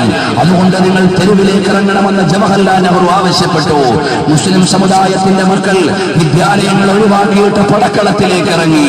നിങ്ങൾ ആലോചിച്ചു നോക്കൂ, ഈ രാജ്യത്തിന്റെ സ്വാതന്ത്ര്യത്തിന് വേണ്ടി ഏറ്റവും കൂടുതൽ ജീവൻ കൊടുത്ത പണ്ഡിത കേസരികൾ ഏത് മതത്തിന്റെ ആളുകളാണ്? അങ്ങ് നോക്കൂ, മലബാറിന്റെ മണ്ണിൽ തേജസ്വികളായ പണ്ഡിതന്മാരുണ്ട്, സാത്വികന്മാരായ ആത്മീയ ഗുരുക്കന്മാരുണ്ട്. അങ്ങനെ നോർത്ത് ഇന്ത്യയിലേക്ക് പോയാൽ മതപാഠശാലകളിൽ നിന്ന് എല്ലാം മാറ്റിവെച്ചിട്ട് രാജ്യത്തിന്റെ മോചനത്തിന് വേണ്ടി പടിഞ്ഞാറിന്റെ തീതുപ്പുന്ന ടാങ്കറുകൾക്ക് മുമ്പിൽ പെരുമാറ് കാണിച്ച മഹോന്നതന്മാരായ പണ്ഡിത കേസരികളുണ്ട്. അതുപോലെ തന്നെ തകർക്കപ്പെട്ട മുസ്ലിം വിദ്യാലയങ്ങളുണ്ട്, അടച്ചുപൂട്ടപ്പെട്ട പള്ളികളുണ്ട്. അങ്ങനെ എല്ലാം മുമ്പിൽ വെച്ചുകൊണ്ട് പരിശുദ്ധമായ മോചനത്തിനും സ്വാതന്ത്ര്യത്തിനും വേണ്ടി പടക്കളത്തിലേക്ക് ഇറങ്ങിയ മുസ്ലിം മക്കൾ. അപ്പൊ ഇംഗ്ലീഷ് പഠിക്കാൻ പറ്റിയില്ല. അപ്പൊ വിദ്യാഭ്യാസത്തിന് ഒരുപാട് പരിമിതി നേരിട്ടു. സ്വതന്ത്ര ഇന്ത്യ ആര് ഭരിക്കണമെന്ന് ആലോചിക്കുകയായിരുന്നു ഒരു വിഭാഗം. മുസ്ലിങ്ങൾ തെരുവിലിറങ്ങിയിട്ട് യുദ്ധം ചെയ്തിട്ട് സ്വാതന്ത്ര്യം നേടുമ്പോൾ ഭരിക്കാൻ വിദ്യാഭ്യാസമുള്ളവർ വേണം, അതുകൊണ്ട് ഞങ്ങൾ പോയി പഠിക്കട്ടെ എന്ന് പറഞ്ഞ് പടിഞ്ഞാറും കിഴക്കും പോയി വിദ്യാഭ്യാസം നേടിയ ആളുകൾ പിൽക്കാലത്ത് ഭരണത്തിലേക്ക് വന്നു. എന്നിട്ട് മുസ്ലിങ്ങൾക്ക് കുറ്റം കേൾക്കേണ്ടി വന്നു. നിങ്ങൾ പഠിച്ചില്ല, നിങ്ങൾക്ക് വിദ്യാഭ്യാസം ഇല്ല എന്ന് പറഞ്ഞുകൊണ്ട് നമ്മൾ പഴി കേൾക്കേണ്ടി വന്നു. ഇംഗ്ലീഷ് വിദ്യാഭ്യാസം ഹറാമാണ് എന്ന് ഒരു കാലത്ത് പണ്ഡിതന്മാര് പറഞ്ഞെങ്കിൽ അത് വിദ്യാഭ്യാസത്തോടുള്ള എതിർപ്പായിരുന്നില്ല, രാജ്യവിരോധികളോടുള്ള സമരമായിരുന്നു. നിങ്ങൾ മനസ്സിലാക്കണം, അങ്ങനെയുള്ള പശ്ചാത്തലങ്ങളെ മുഴുവനും രാജ്യത്തിന് അനുകൂലമായി നിർത്തുകയാണ് നമ്മൾ ചെയ്തത്. ഇന്നിപ്പോൾ ആഗോളതലത്തിൽ മുസ്ലിങ്ങൾ അധികരിച്ചുകൊണ്ടിരിക്കുകയാണ്. USA മുസ്ലിങ്ങൾ അധികരിച്ചുകൊണ്ടിരിക്കുന്നു, UK മുസ്ലിങ്ങൾ അധികരിച്ചുകൊണ്ടിരിക്കുന്നു, ഇസ്ലാമിക കലാലയങ്ങളും പള്ളികളും നടന്നുകൊണ്ടിരിക്കുന്നു. നമ്മുടെ കേരളത്തിൽ മാത്രം 10,000-കണക്കിന് മതസമന്വയ വിദ്യാഭ്യാസ പശ്ചാത്തലങ്ങൾ രൂപപ്പെട്ടു കഴിഞ്ഞിരിക്കുന്നു. ഇനിയും ഈ മുസ്ലിം സമുദായത്തെ എന്തിന്റെയെങ്കിലും പേരിൽ തെരുവിലിറക്കേണ്ടത് പടിഞ്ഞാറിന്റെയും ദുശക്തികളുടെയും ശ്രമമാണ്. അത് നാം തിരിച്ചറിയണം. അതുകൊണ്ട് പാഠശാലകൾ വിട്ടൊഴിഞ്ഞിട്ട് തെരുവിലിറങ്ങാൻ മുസ്ലിം സമുദായത്തിന്റെ മക്കളെ നമ്മൾ തയ്യാറാകരുത്. വിജ്ഞാനമാകുന്ന അത്തിവാരത്തിനെയും സ്വത്തിനെയും സംരക്ഷിക്കേണ്ടത് നമ്മുടെ ബാധ്യതയാണ്. നമ്മൾ മെച്യൂർഡ് സൊസൈറ്റിയായി ഉയരണം. നമ്മുടെ കയ്യിൽ വിജ്ഞാനമുണ്ടാകണം, കാലത്തെ അതിജയിക്കാനുള്ള പൗരബോധമുണ്ടാകണം. സമുദായത്തിന്റെ മുമ്പിൽ ഇസ്ലാമിനെയും മാനവികതയും മാനുഷികതയും അവതരിപ്പിക്കുവാനുള്ള അടിസ്ഥാന നിയമങ്ങളുടെ ബോധമുണ്ടാകണം. അതുകൊണ്ട് വിദ്യാലയത്തിൽ പഠിച്ചുകൊണ്ടിരിക്കുന്ന മുസ്ലിം സമുദായത്തെ കേരളത്തിൽ നിന്ന് മുസ്ലിം മാനേജ്മെന്റുകൾക്ക് കീഴിൽ മെഡിക്കൽ കോളേജുകളുണ്ട്, എഞ്ചിനീയറിംഗ് കോളേജുകളുണ്ട്, ടീച്ചേഴ്സ് എഡ്യൂക്കേഷൻ സെന്ററുകളുണ്ട്, അതുപോലെ തന്നെ യൂണിവേഴ്സിറ്റികൾക്ക് സമാനമായ കലാലയ സമുച്ചയങ്ങളുണ്ട്. ഇങ്ങനെ കേരളത്തിലെയും ഇന്ത്യയിലെയും മുസ്ലിങ്ങളെ മുന്നോട്ട് പോയാൽ നയതന്ത്ര പ്രധാനമായ തലങ്ങളിൽ മുഴുവനും മുസ്ലിങ്ങൾ എത്തിപ്പെട്ടേക്കുമെന്ന് ഭയക്കുന്ന ആളുകളാണ് ഭീകരവാദത്തിന്റെയും തീവ്രവാദത്തിന്റെയും കാര്യം പറഞ്ഞ് ഈ മുസ്ലിം സമുദായത്തിന്റെ ചുറുചുറുക്കുള്ള ചെറുപ്പക്കാരെ സംഘടനത്തിന് തെരുവിലേക്ക് വിളിക്കുന്നത്. നാം ബുദ്ധിയില്ലാത്തവരായി തെരുവിലിറങ്ങാൻ പാടില്ല. നാം വിവേകമുള്ളവരായി വിദ്യാഭ്യാസം നേടണം. നാം കാര്യബോധമുള്ളവരായി വിഷയങ്ങളെ വിലയിരുത്തണം. ഇതൊരു വിപ്ലവാത്മകമായ കേവലമായ താൽക്കാലിക വികാരങ്ങളുടെ സൃഷ്ടിയല്ല. അതുകൊണ്ട് ബോധവും വിദ്യാഭ്യാസവുമുള്ള എന്റെ അനുവാചകരോട് പറയട്ടെ, എന്റെ വിദ്യാഭ്യാസ ബോധമുള്ള സമകാലിക വിജ്ഞാനത്തോട് താദാത്മ്യം പുലർത്തുന്ന യുവജനങ്ങളോട് പറയട്ടെ, നമുക്ക് വേണ്ടത് വിപ്ലവത്തിന്റെ തീപ്പൊരികളല്ല, നമുക്ക് വേണ്ടത് വിവേകത്തിന്റെ ജാജ്വല്യമായ ചരിത്രമാണ്, അല്ലെങ്കിൽ നാളുകളാണ്. രണ്ടുമാണ് നാം രൂപപ്പെടുത്തേണ്ടത്. നാം അവിടെ എന്തെങ്കിലും കാളപറ്റു എന്നറിയുമ്പോഴേക്ക് കയറെടുത്തുകൊണ്ട് തെരുവിലേക്ക് ഓടേണ്ടവരല്ല. നാം വിവേകപൂർവമായി കാര്യങ്ങൾ വിലയിരുത്തേണ്ടവരാണ്. അതുകൊണ്ട് മതവിദ്യാഭ്യാസത്തിന്റെയും ഭൗതിക വിദ്യാഭ്യാസത്തിന്റെയും ആവശ്യമായ തലങ്ങളെ സ്വായത്തമാക്കിയിട്ട് നാം ബുദ്ധിപരമായ മുന്നേറ്റത്തിന് തയ്യാറാകണം.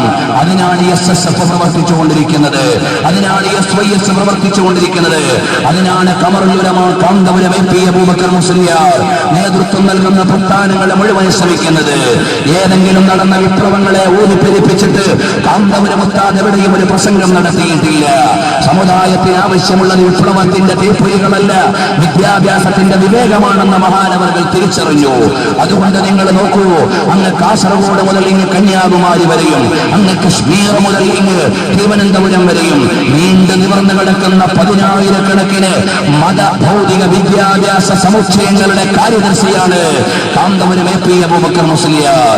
എവിടെയെങ്കിലും നടക്കുന്ന സംഘടനകളെയോ എവിടെയെങ്കിലും നടക്കുന്ന വർഗീയ കലാപങ്ങളെയോ ഊതിപ്പെരിപ്പിച്ച് യുവജനങ്ങളെ തെരുവിലിറക്കിയാൽ നമ്മുടെ യുവത്വം നഷ്ടപ്പെടുമെന്ന് തിരിച്ചറിഞ്ഞ കാന്തദർശിത്വമുള്ള പണ്ഡിത കേസരിയാണിത്. അതുകൊണ്ടാണ് ഞങ്ങൾ കാന്തപുരം ഉസ്താദിന്റെ പിന്നിൽ പ്രവർത്തിക്കുന്നത്. കാരണം താൽക്കാലികമായ വിപ്ലവത്തിന്റെ ജ്വാലകൾ ഇവിടെ വിജയിച്ചിട്ടില്ല എന്ന കേരളത്തിൽ ഒരുപാട് സംഘടനകളുടെ ചരിത്രമുണ്ട്, എണ്ണി പറയേണ്ടതില്ല.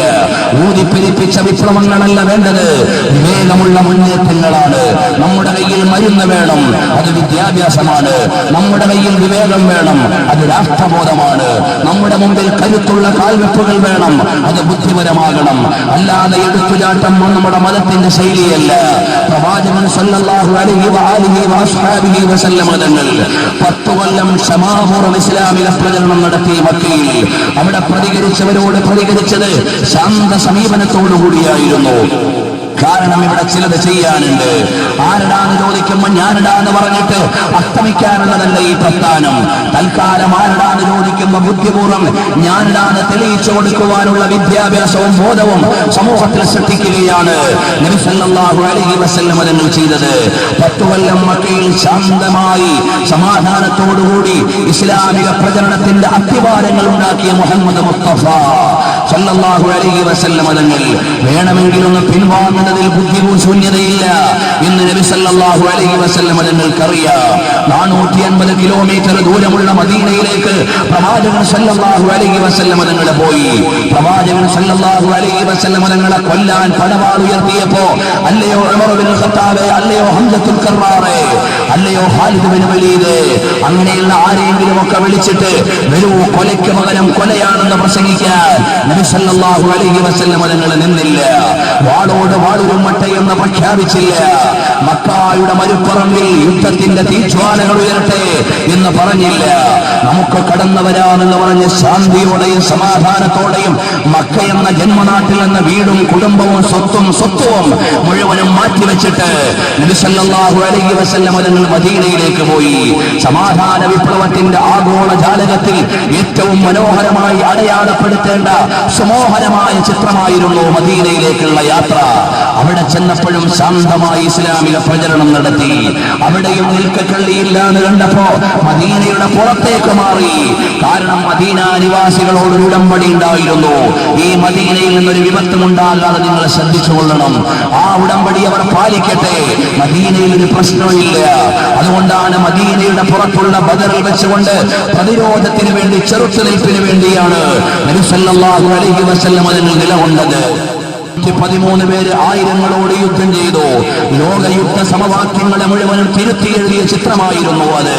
കേവലം ആയുധത്തിന്റെ വിജയമല്ല, അംഗബലത്തിന്റെ മുന്നേറ്റമല്ല, അസ്ഥിബലത്തിന്റെയും കായ്ബലത്തിന്റെയും മുന്നേറ്റമല്ല, ആദർശബോധത്തിന്റെ അജയ്യമായ കാൽവെപ്പുകളുടെ ഏറ്റവും പ്രോജ്വലമായ ഉദാഹരണമാണ് ബദറിന്റെ താഴ്വരയിൽ നിന്ന് ലോകം കണ്ടത്. അതുകൊണ്ട് പ്രിയപ്പെട്ട വിശ്വാസികളെ, നാം വിപ്ലവത്തിന്റെ പിന്നാലെ എടുത്തുചാടേണ്ടവരല്ല, വിവേകത്തോടെ കാര്യങ്ങളെ വിലയിരുത്തേണ്ടവരാണ്. നിങ്ങൾ ആലോചിച്ചു നോക്കിയിട്ടുണ്ടോ? ഇസ്രയേലുകാരൻ ആ രാജ്യമുണ്ടാക്കിയത് സംഘട്ടനം നടത്തിയിട്ടാണോ? അല്ല, ഇസ്രയേലുകാരൻ അവന്റെ ബുദ്ധി ഉപയോഗിച്ചുകൊണ്ടായിരുന്നു. മധ്യപൗരത്യ രാജ്യത്തിന്റെ നടുവിൽ ജൂതന്മാർക്കൊരു രാജ്യമില്ലായിരുന്നു. ജൂതന്മാർക്കൊരു രാജ്യമില്ലാതെ വന്നപ്പോ അത് മുസൽമാന്റെ രാജ്യത്തിന്റെ നെഞ്ചത്ത് തന്നെ ഉണ്ടാക്കിയത്. ഒരു ഭാഗത്ത് വിപ്ലവത്തിന് വേണ്ടി പോയ മുസ്ലിം സമുദായത്തിന്റെ ഇടയിൽ ഒരു വിവേകത്തിന്റെ കൗശലം ഉപയോഗിച്ചതായിരുന്നു എന്ന് ചരിത്രം പഠിച്ചാൽ നിങ്ങൾക്ക് മനസ്സിലാക്കാൻ കഴിയും. അതുകൊണ്ട് നാം ഇനിയും ബോധപൂർവം മുന്നോട്ട് പോയില്ലെങ്കിൽ ഒരുപാട് വില നാം കൊടുക്കേണ്ടി വരും. നമ്മൾ ഈ രാജ്യത്തിന്റെ നിർമ്മാണ പ്രവർത്തനങ്ങളിൽ പങ്കാളികളാകേണ്ടവരാണ്. SSF എന്ന് പറയുമ്പോ 37 കൊല്ലമായി കേരളത്തിൽ പ്രവർത്തിച്ചുകൊണ്ടിരിക്കുന്ന വിദ്യാർത്ഥി സംഘടന ഒരു പ്രസ്താവനയിലോ ഒരു പ്രഖ്യാപനത്തിലോ രാജ്യത്തിന്റെയോ ഇസ്ലാമിന്റെയോ നിയമത്തിനെതിരായി ഒരു വാക്കുപോലും വന്നിട്ടില്ലാത്ത സംഘടന. ലക്ഷക്കണക്കിന് പ്രവർത്തകരെ ഈ സംഘടന മുന്നോട്ട് കൊണ്ടുപോകുന്നുണ്ട്. നിങ്ങൾ ആലോചിക്കണം, SSFകാരൻ എവിടെയും ഒരു വിപ്ലവത്തിന്റെ പിന്നിൽ പോയില്ല, എവിടെയും തീപ്പന്തം ഉയർത്താൻ പോയില്ല. ധാർമ്മിക വിപ്ലവം ജിന്ദാബാദ് എന്ന മഹനീയമായ മുദ്രാവാക്യത്തിലൂടെ വിദ്യാഭ്യാസ മേഖലയിൽ പ്രവർത്തിച്ചുകൊണ്ടിരിക്കുന്ന ഈ സംഘടന മെഡിക്കൽ, എഞ്ചിനീയറിംഗ് മേഖലകളിൽ മാത്രം ആയിരക്കണക്കിന് വിദ്യാർത്ഥികൾക്ക് മെമ്പർഷിപ്പ് ഉള്ള പ്രസ്ഥാനമാണിത്. അതുപോലെ തന്നെ ഉന്നത വിദ്യാഭ്യാസം നേടിക്കൊണ്ടിരിക്കുന്ന വിദ്യാർത്ഥികൾക്ക് സ്കോളർഷിപ്പ് കൊടുത്ത് പഠിപ്പിക്കുന്ന പ്രസ്ഥാനമാണിത്. സ്കൂൾ ഓഫ് സിവിൽ സർവീസ് എന്ന പേരിൽ മുസ്ലിം സമുദായത്തിൽ IASകാരും IFSകാരും IPSകാരും ഉണ്ടാകണം എന്ന വിവേകത്തോടുകൂടി സ്കൂൾ ഓഫ് സിവിൽ സർവീസ് നടത്തുന്ന ഏക വിദ്യാർത്ഥി സംഘടനയാണിത്. നിങ്ങൾ മനസ്സിലാക്കണം, SSFകാരൻ 37 കൊല്ലം കൊണ്ട് എന്ത് ചെയ്തു എന്ന് ചോദിച്ചാൽ, ഇസ്ലാമിക നിഷ്ഠയുള്ള ജീവിതം നയിക്കുന്ന, പ്രവാചക പ്രേമം ജീവവായുവായി എടുത്ത, സമാധാനത്തോടെ വിഷയങ്ങൾ വിലയിരുത്തുന്ന ലക്ഷക്കണക്കിന് പ്രവർത്തകരെ പക്വതയോടെ പണ്ഡിതന്മാരുടെയും സാധാത്തുക്കളുടെയും ചൊൽപ്പിടിക്കുകയിൽ കൊണ്ടുപോകാൻ ഇസ്ലാമിക സിംബലുകൾ പണയം വെച്ചിട്ടില്ല. നിങ്ങൾ മനസ്സിലാക്കണം, 37 കൊല്ലമായി യൂണിവേഴ്സിറ്റികളിലും മെഡിക്കൽ കോളേജുകളിലും എഞ്ചിനീയറിംഗ് കോളേജുകളിലും പ്രൊഫഷണൽ കോളേജുകളിലും കടന്നു ചെന്ന് പ്രവർത്തിക്കുന്ന ഈ സംഘടനയ്ക്ക് കോളേജുകളിൽ കയറിയിറങ്ങിയപ്പോൾ തൊപ്പി മാറ്റിവെക്കേണ്ടി വന്നില്ല, തലപ്പാവ് മാറ്റിവെക്കേണ്ടി വന്നില്ല. ഇസ്ലാമിക സിംബലുകളെ സംരക്ഷിച്ചുകൊണ്ട് കേരളത്തിൽ പ്രവർത്തിക്കുന്ന ക്രിയാത്മകമായി മുന്നോട്ട് പോകുന്ന ഏക വിദ്യാർത്ഥി സംഘടനയേത്? നമ്മൾ നെഞ്ചത്ത് കൈവച്ചുകൊണ്ട് ആലോചിക്കുക. കേരളത്തിൽ ഒരുപാട് മതസംഘടനകൾ കലാലയങ്ങളിലും കലാലയത്തിന് പുറത്തും പ്രവർത്തിക്കുന്നുണ്ട്. ഞാൻ കേരള യൂണിവേഴ്സിറ്റിയിൽ ഗവേഷണ വിദ്യാർത്ഥിയാണ്. എന്റെ സഹപാഠികളും സഹപ്രവർത്തകരും വ്യത്യസ്ത യൂണിവേഴ്സിറ്റികളിൽ പഠിച്ചുകൊണ്ടിരിക്കുന്നവരാണ്. ഞങ്ങൾ കലാലയത്തിന്റെ നറുമുറ്റത്തേക്ക് കടന്നു ചെല്ലുമ്പോ തലപ്പാവ് തടസ്സമായില്ല, ഞങ്ങളുടെ വിദ്യാർത്ഥികൾക്ക് തൊപ്പി തടസ്സമായില്ല. അങ്ങനെ ഇസ്ലാമിക സിംബലുകളെ പാലിച്ചുകൊണ്ട് നമ്മുടെ സെക്യുലറിസ്റ്റ് രാജ്യത്തിന്റെ നിയമങ്ങളെ പരിപാലിച്ചുകൊണ്ട് മുന്നോട്ട് പോകുന്ന ഈ വിദ്യാർത്ഥി പ്രസ്ഥാനത്തിന് വിളിച്ചു പറയാനുള്ള ഏറ്റവും വലിയ സന്ദേശം എന്താണെന്നറിയുമോ?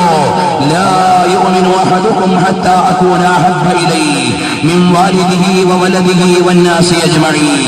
അഖിലാണ്ട ജനങ്ങളെക്കാളും സർവസ്വങ്ങളെക്കാളും പ്രവാചകർ സല്ലല്ലാഹു അലൈഹി വആലിഹി വഅസ്ഹാബിഹി വസല്ലമ തങ്ങളെ പ്രണയിക്കുന്നതുവരെ നമ്മുടെ ആരുടെയും വിശ്വാസം സമ്പൂർണ്ണമല്ല.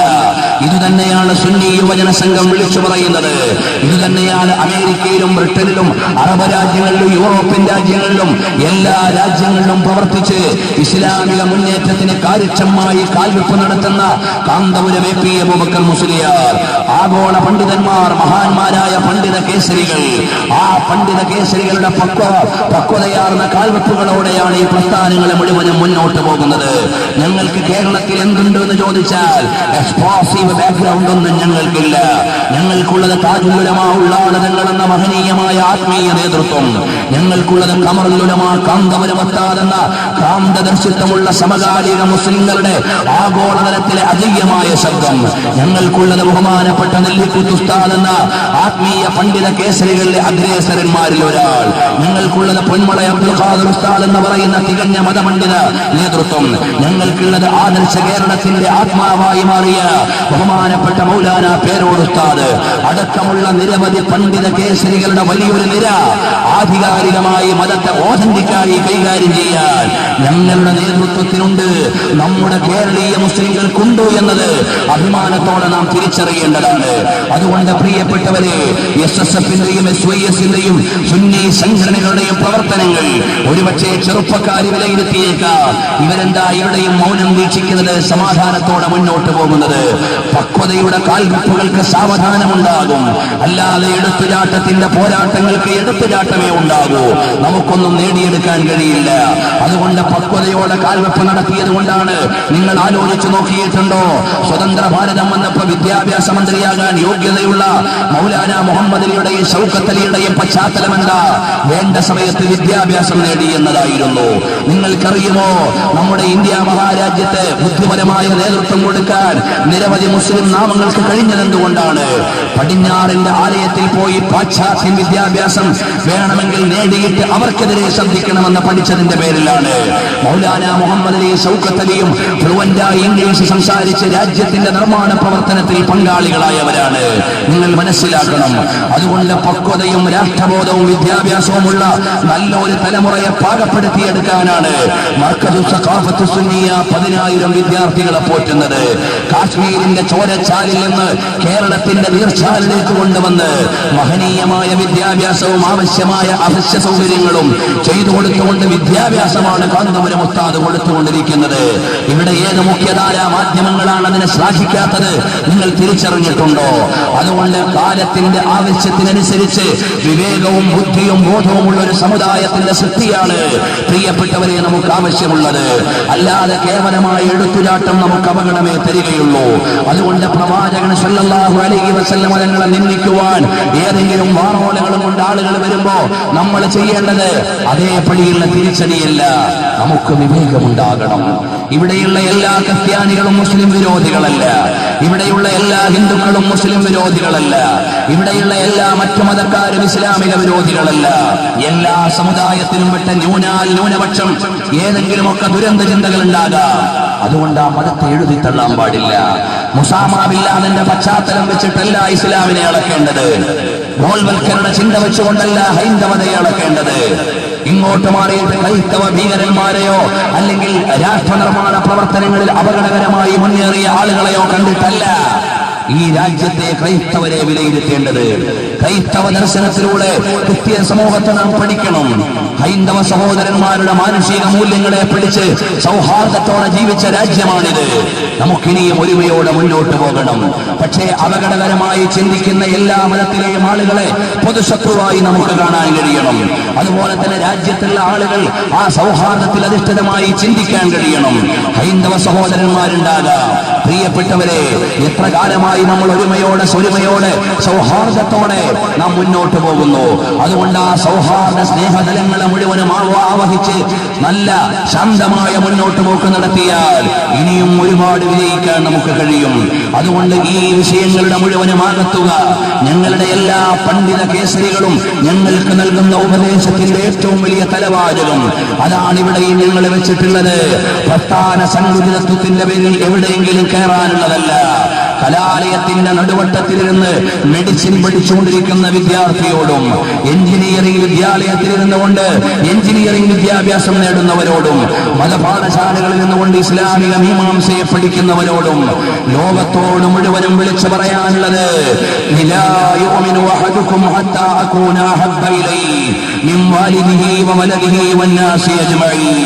നമ്മളെല്ലാവരും എല്ലാവരെക്കാളും നബി സല്ലല്ലാഹു അലൈഹി വസല്ലം തങ്ങളെ പ്രേമിക്കണം.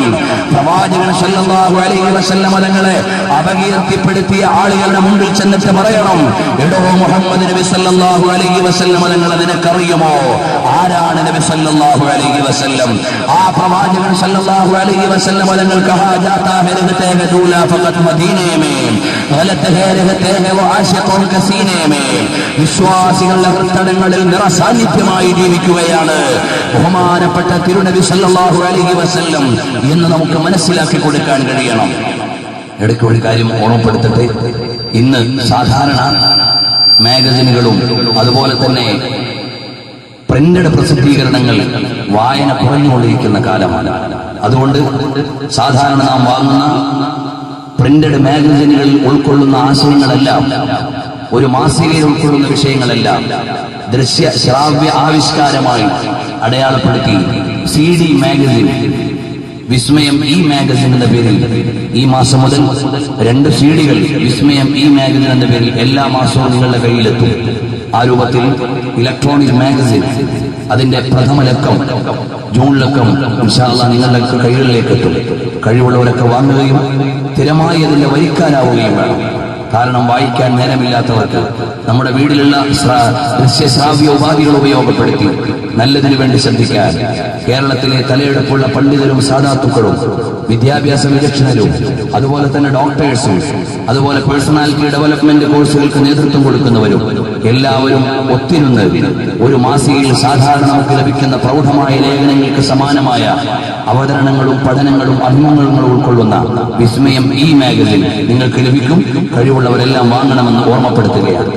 അപ്പോൾ നബി സല്ലല്ലാഹു അലൈഹി വആലിഹി വഅസ്ഹാബിഹി വസല്ലം തങ്ങളോടുള്ള പ്രണയമാണ് പ്രിയപ്പെട്ടവരെ നാം പഠിക്കേണ്ടത്. ആ പ്രണയത്തിലൂടെയാണ് ലോകത്തെ കീഴടക്കേണ്ടത്. ഹബീബ് മുഹമ്മദ് മുസ്തഫ സല്ലല്ലാഹു അലൈഹി വസല്ലം ആ സ്നേഹത്തിന്റെ സാമ്രാജ്യത്തിലൂടെയാണ് മാലോകര മുഴുവനും കീഴൊതുക്കിയത്. ഒരു വാളുമെടുത്തുകൊണ്ട് തെരുവിലേക്ക് ഇറങ്ങിയിട്ട് യുദ്ധം ചെയ്തതല്ല. നബി സല്ലല്ലാഹു അലൈഹി വസല്ലം തങ്ങളുടെ സ്നേഹമസൃണമായ സമീപനങ്ങളുടെ വരിഷ്ഠമായ പ്രപഞ്ചത്തിന്റെ അതിർത്തിയിൽ നിന്നുകൊണ്ടാണ് ഊരിപ്പിടിച്ച വാളുമായി നബി സല്ലല്ലാഹു അലൈഹി വസല്ലം തങ്ങളെ കൊല്ലാൻ വന്നവരാണ് നബി സല്ലല്ലാഹു അലൈഹി വസല്ലം തങ്ങളുടെ വലങ്കയായി മാറുന്നു.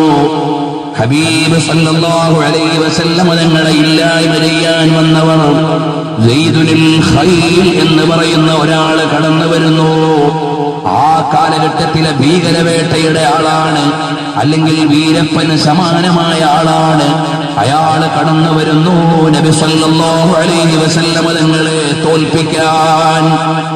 ഊരിപ്പിടിച്ച വാളുമായി മദീന മസ്ജിദിന്റെ ചാരത്ത് നബി സല്ലല്ലാഹു അലൈഹി വസല്ലം തങ്ങളിരിക്കുന്ന മുറിയുടെ അടുക്കലേക്ക് വരുമ്പോഴാണ് വാതിൽക്കൽ നിൽക്കുന്ന ബിലാൽ ഇബ്നു റബാഹ് തങ്ങൾ ചോദിക്കുന്നു, യാ റസൂലല്ലാഹ് സെയ്ദുനിൽ ഖൈലാണ് വരുന്നത്, ഗജപോക്കിരിയാണ്, അകത്തേക്ക് വിടണോ നബിയേ? അപ്പോഴാണ് കാരുണ്യത്തിന്റെ കരസ്പർശം കൊണ്ട് മാലോകരുടെ മനതലങ്ങളെ മടിത്തട്ടിലേക്ക് മാടി വിളിച്ച മുഹമ്മദ് മുസ്തഫ സല്ലല്ലാഹു അലൈഹി വസല്ലം തങ്ങൾ സ്നേഹമസൃണമായ സമീപനങ്ങളോടെ ലോകത്തെ മുഴുവനും വരുതിയിലേക്ക് കൊണ്ടുവന്ന തിരുനബി സല്ലല്ലാഹു അലൈഹി വസല്ലം തങ്ങൾ ബിലാൽ ഇബ്നു റബാഹ റളിയല്ലാഹു അൻഹുവിനോട് പറയുന്നു, ബിലാലേ, സെയ്ദുനിൽ ഖൈലിനെ അകത്തേക്ക് വിടൂ. അവിടുന്ന് കാന്ത സ്വഭാവമുള്ള ക്രാന്തദൃഷ്ടിയോടെ കടന്നു വരുന്നയാളെ മനസ്സിലാക്കിയിട്ട് അയാളെ അടിമുടിയൊന്ന് വിലയിരുത്തിയിട്ട് അയാളുടെ നന്മയിലേക്ക് നോക്കുകയാണ് മുഹമ്മദ് മുസ്തഫ സല്ലല്ലാഹു അലൈഹി വസല്ലം തങ്ങൾ നോക്കുന്നത് കടന്നു വന്നയാളുടെ നെഗറ്റീവിലേക്കല്ല, പോസിറ്റീവിലേക്കാണ്, അയാളുടെ നന്മയിലേക്കാണ് നോക്കുന്നത്. 98% തെറ്റായ പശ്ചാത്തലമുള്ള ഒരാള് 2% മാത്രമേ നന്മയുടെ പിന്നാമ്പുറമുള്ളൂ. അയാളെ നബിതങ്ങൾ വിളിക്കുന്നത് സെയ്ദുനിൽ ഖൈർ, നിങ്ങളെ കുതിര സവാരിക്കാരനായ സെയ്ദെന്നാണ് എല്ലാവരും വിളിക്കുന്നതെങ്കിൽ ഞാനിതാ വിളിക്കുന്നു നന്മയുടെ സെയ്ദേ. കാരണം നീ ഒരു കാര്യം ചെയ്യാൻ തീരുമാനിച്ചാൽ ചെയ്യാൻ തന്റെ ഇടമുള്ളവനാണ്. നിന്നോട് യോജിപ്പില്ലാത്തവരുടെ മുമ്പിലാണെങ്കിലും കടന്നു ചെല്ലാൻ ധൈര്യമുള്ളവനാണ്. അതുകൊണ്ടല്ലേ സെയ്ദുനിൽ ഖൈല് ഇങ്ങോട്ട് കടന്നു വന്നത്. അതുകൊണ്ട് സ്നേഹപൂർണമായി സമിതത്തിലേക്ക് കടന്നു വന്നയാളെ ഹബീബ് സല്ലല്ലാഹു അലൈഹി വസല്ലം തങ്ങൾ വിളിക്കുന്നു സെയ്ദുനിൽ ഖൈർ. അയാൾ ജീവിതത്തിൽ ആദ്യമായി സ്തുതി കേൾക്കുകയാണ്, ജീവിതത്തിൽ ആദ്യമായി നല്ല വാക്ക് കേൾക്കുകയാണ്. അയാൾ കൊല്ലാൻ വന്ന വാള് മാറ്റിവെച്ചിട്ട് റസൂലുള്ളാഹി സ്വല്ലല്ലാഹു അലൈഹി വസല്ലം തങ്ങളുടെ തിരുമുമ്പിലിരിക്കുമ്പോൾ ഹബീബ് സല്ലല്ലാഹു അലൈഹി വസല്ലം തങ്ങൾ കുശലാന്വേഷണം നടത്തുകയാണ്. ആരോടാണ്? കഴുത്തറുക്കാൻ കഠാരയുമായി വന്ന കാട്ടറബിയുടെ മുമ്പിലാണ്, അല്ലെങ്കിൽ എതിരാളിയുടെ മുമ്പിലാണ്. ഹബീബ് സല്ലല്ലാഹു അലൈഹി വസല്ലം തങ്ങൾ മാനവീയമായ സ്നേഹത്തിന്റെ മാസ്മരികമായ തലങ്ങളെ ക്രിയാത്മകമായി വിന്യസിച്ചുകൊണ്ട് പറയുന്നു, സെയ്ദേ, സുഖം തന്നെയല്ലേ, ക്ഷേമമല്ലേ സെയ്ദേ? എന്നിട്ട് കുശലാന്വേഷണം നടത്തിയിട്ട് ഈ സെയ്ദിന്റെ മനസ്സിലൊരു തെറ്റിദ്ധാരണയുണ്ട്. നബിതങ്ങൾ വലിയ കൊട്ടാരവും വെപ്പാട്ടികളെയും വെച്ച് ജീവിക്കുന്നയാളാണ്, ഛത്രാധിപതിയായി ജീവിക്കുന്നയാളാണ് എന്ന് തെറ്റിദ്ധാരണയുള്ളയാളെ ഒന്ന് കറക്റ്റ് ചെയ്യേണ്ടതുണ്ടെന്ന് നബി സല്ലല്ലാഹു അലൈഹി വസല്ലം തങ്ങൾക്കറിയാം. ആ ഹബീബ് സല്ലല്ലാഹു അലൈഹി വസല്ലം തങ്ങൾ സെയ്ദിനോട് പറയുന്നു, സെയ്ദേ, വീട്ടിലേക്ക് പോകാം. ഇസ്ലാമിലേക്ക് വന്നിട്ടില്ലാത്ത സെയ്ദിനെയാണ് കഠാരയുമായി കഴുത്തറക്കാൻ വന്ന എതിരാളിയുടെ അടുക്കലാണ്. അതാ ബഹുമാനപ്പെട്ട നബി സല്ലല്ലാഹു അലൈഹി വസല്ലം തങ്ങൾ കൂട്ടുകൂട്ടിയിട്ട് വീട്ടിലേക്ക് നടക്കുമ്പോ ഉമർ ഇബ്നുൽ ഖത്താബ് റളിയല്ലാഹു അൻഹു ആലോചിക്കുകയാണ്, വഴിയിൽ വെച്ചെങ്ങാനും സെയ്ദ് കൂറുമാറിയാൽ, വാളൂരിയാൽ എന്റെ നേതാവ് മുഹമ്മദ് മുസ്തഫ സല്ലല്ലാഹു അലൈഹി വസല്ലം തങ്ങൾക്ക് വിഷമമായാലോ? അതുകൊണ്ട് ഞാനും അന്ന് കൂടെ പോകാം. മദീനയുടെ മണൽപ്പരപ്പിലൂടെ മാനവികതയുടെ അതുല്യമായ സമവാക്യങ്ങളെ മാലോകരുടെ മനതലത്തിലേക്ക് അടയാളപ്പെടുത്തിയ, കാൽപെരുമാറ്റം നടത്തിയ മുഹമ്മദ് മുസ്തഫ സല്ലല്ലാഹു അലൈഹി വസല്ലം തങ്ങളുടെ ആദരണീയമായ പാദസ്പർശങ്ങളിൽ പുളകമണിയുന്ന മദീനയുടെ മണ്ണിന്റെ മേലെ ഹബീബ് നടക്കുമ്പോഴാണ് മദീനെ के खित्ते खुदा तुझो को रखे गरीबों फकीरों के ठहराने वाले മദീനയിലെ മണ്ണ് ആലംബഹീനരുടെ അവലംബമാണ്. അവിടുന്ന് അഭയമില്ലാത്തവരുടെ അഭയമാണ്. കാരുണ്യം ലഭിക്കേണ്ടവരുടെ പൂന്തോട്ടമാണ്. ഔദാര്യത്തിന്റെ ആരാമമാണ്. വിട്ടുവീഴ്ചയുടെ വിളനിലമാണ്. ആനുകൂല്യങ്ങളുടെ പറുദീസയാണ്. ആ മദീനയിലേക്ക് ഹബീബ് സല്ലല്ലാഹു അലൈഹി വസല്ലം തങ്ങൾ ഗസ്റ്റായ സെയ്ദിന്റെ കൂടെ നടന്നു പോകുമ്പോൾ പ്രായമുള്ള ഒരു ഉമ്മ വന്നിട്ട് പറയുന്നു, നബിയേ, എനിക്കൊരു കൊച്ചു കാര്യം പറയാനുണ്ട് നബിയേ. ഓ ക്യാ ജൂദോ കർമ ഹേ ശഹബത് ഹാ തേരാ നഹീ സുൻതാ ഹി നഹീ മാംഗനെ വാലാ തേരാ. ആരോടുമില്ലെന്ന് പറയാതെ നന്മകൾ മുഴുവനും വിതറിക്കൊടുത്ത തിരുനബി സല്ലല്ലാഹു അലൈഹി വസല്ലം തങ്ങൾ ഗസ്റ്റിനെയും കൂട്ടി വീട്ടിലേക്ക് പോകുമ്പോ വഴിയിൽ നിൽക്കുന്ന വിധവയോട് പ്രായമുള്ള ഉമ്മയുടെ ആവശ്യമുന്നയിച്ചപ്പോ ഒന്നും മാറി നിൽക്ക് തള്ളേ എന്നല്ല പറഞ്ഞത്. ഈ ഗസ്റ്റിനോട് പറയുകയാണ്, ഒരു മിനിറ്റ് നിൽക്കണേ, ഈ പാവപ്പെട്ട ഉമ്മാന്റെ ആവശ്യമൊന്ന് പരിഹരിക്കട്ടെ. അപ്പൊ ആ ഉമ്മ പറഞ്ഞു, നബിയെ, ഒന്ന് ഇങ്ങോട്ട് മാറി നിന്ന് തരുവോ? ഞാനൊന്ന് സ്വകാര്യമായി വിഷയം പറയാനാണ്. ചെറിയൊരു കാര്യമായിരുന്നു, ലളിതമായൊരു കാര്യം.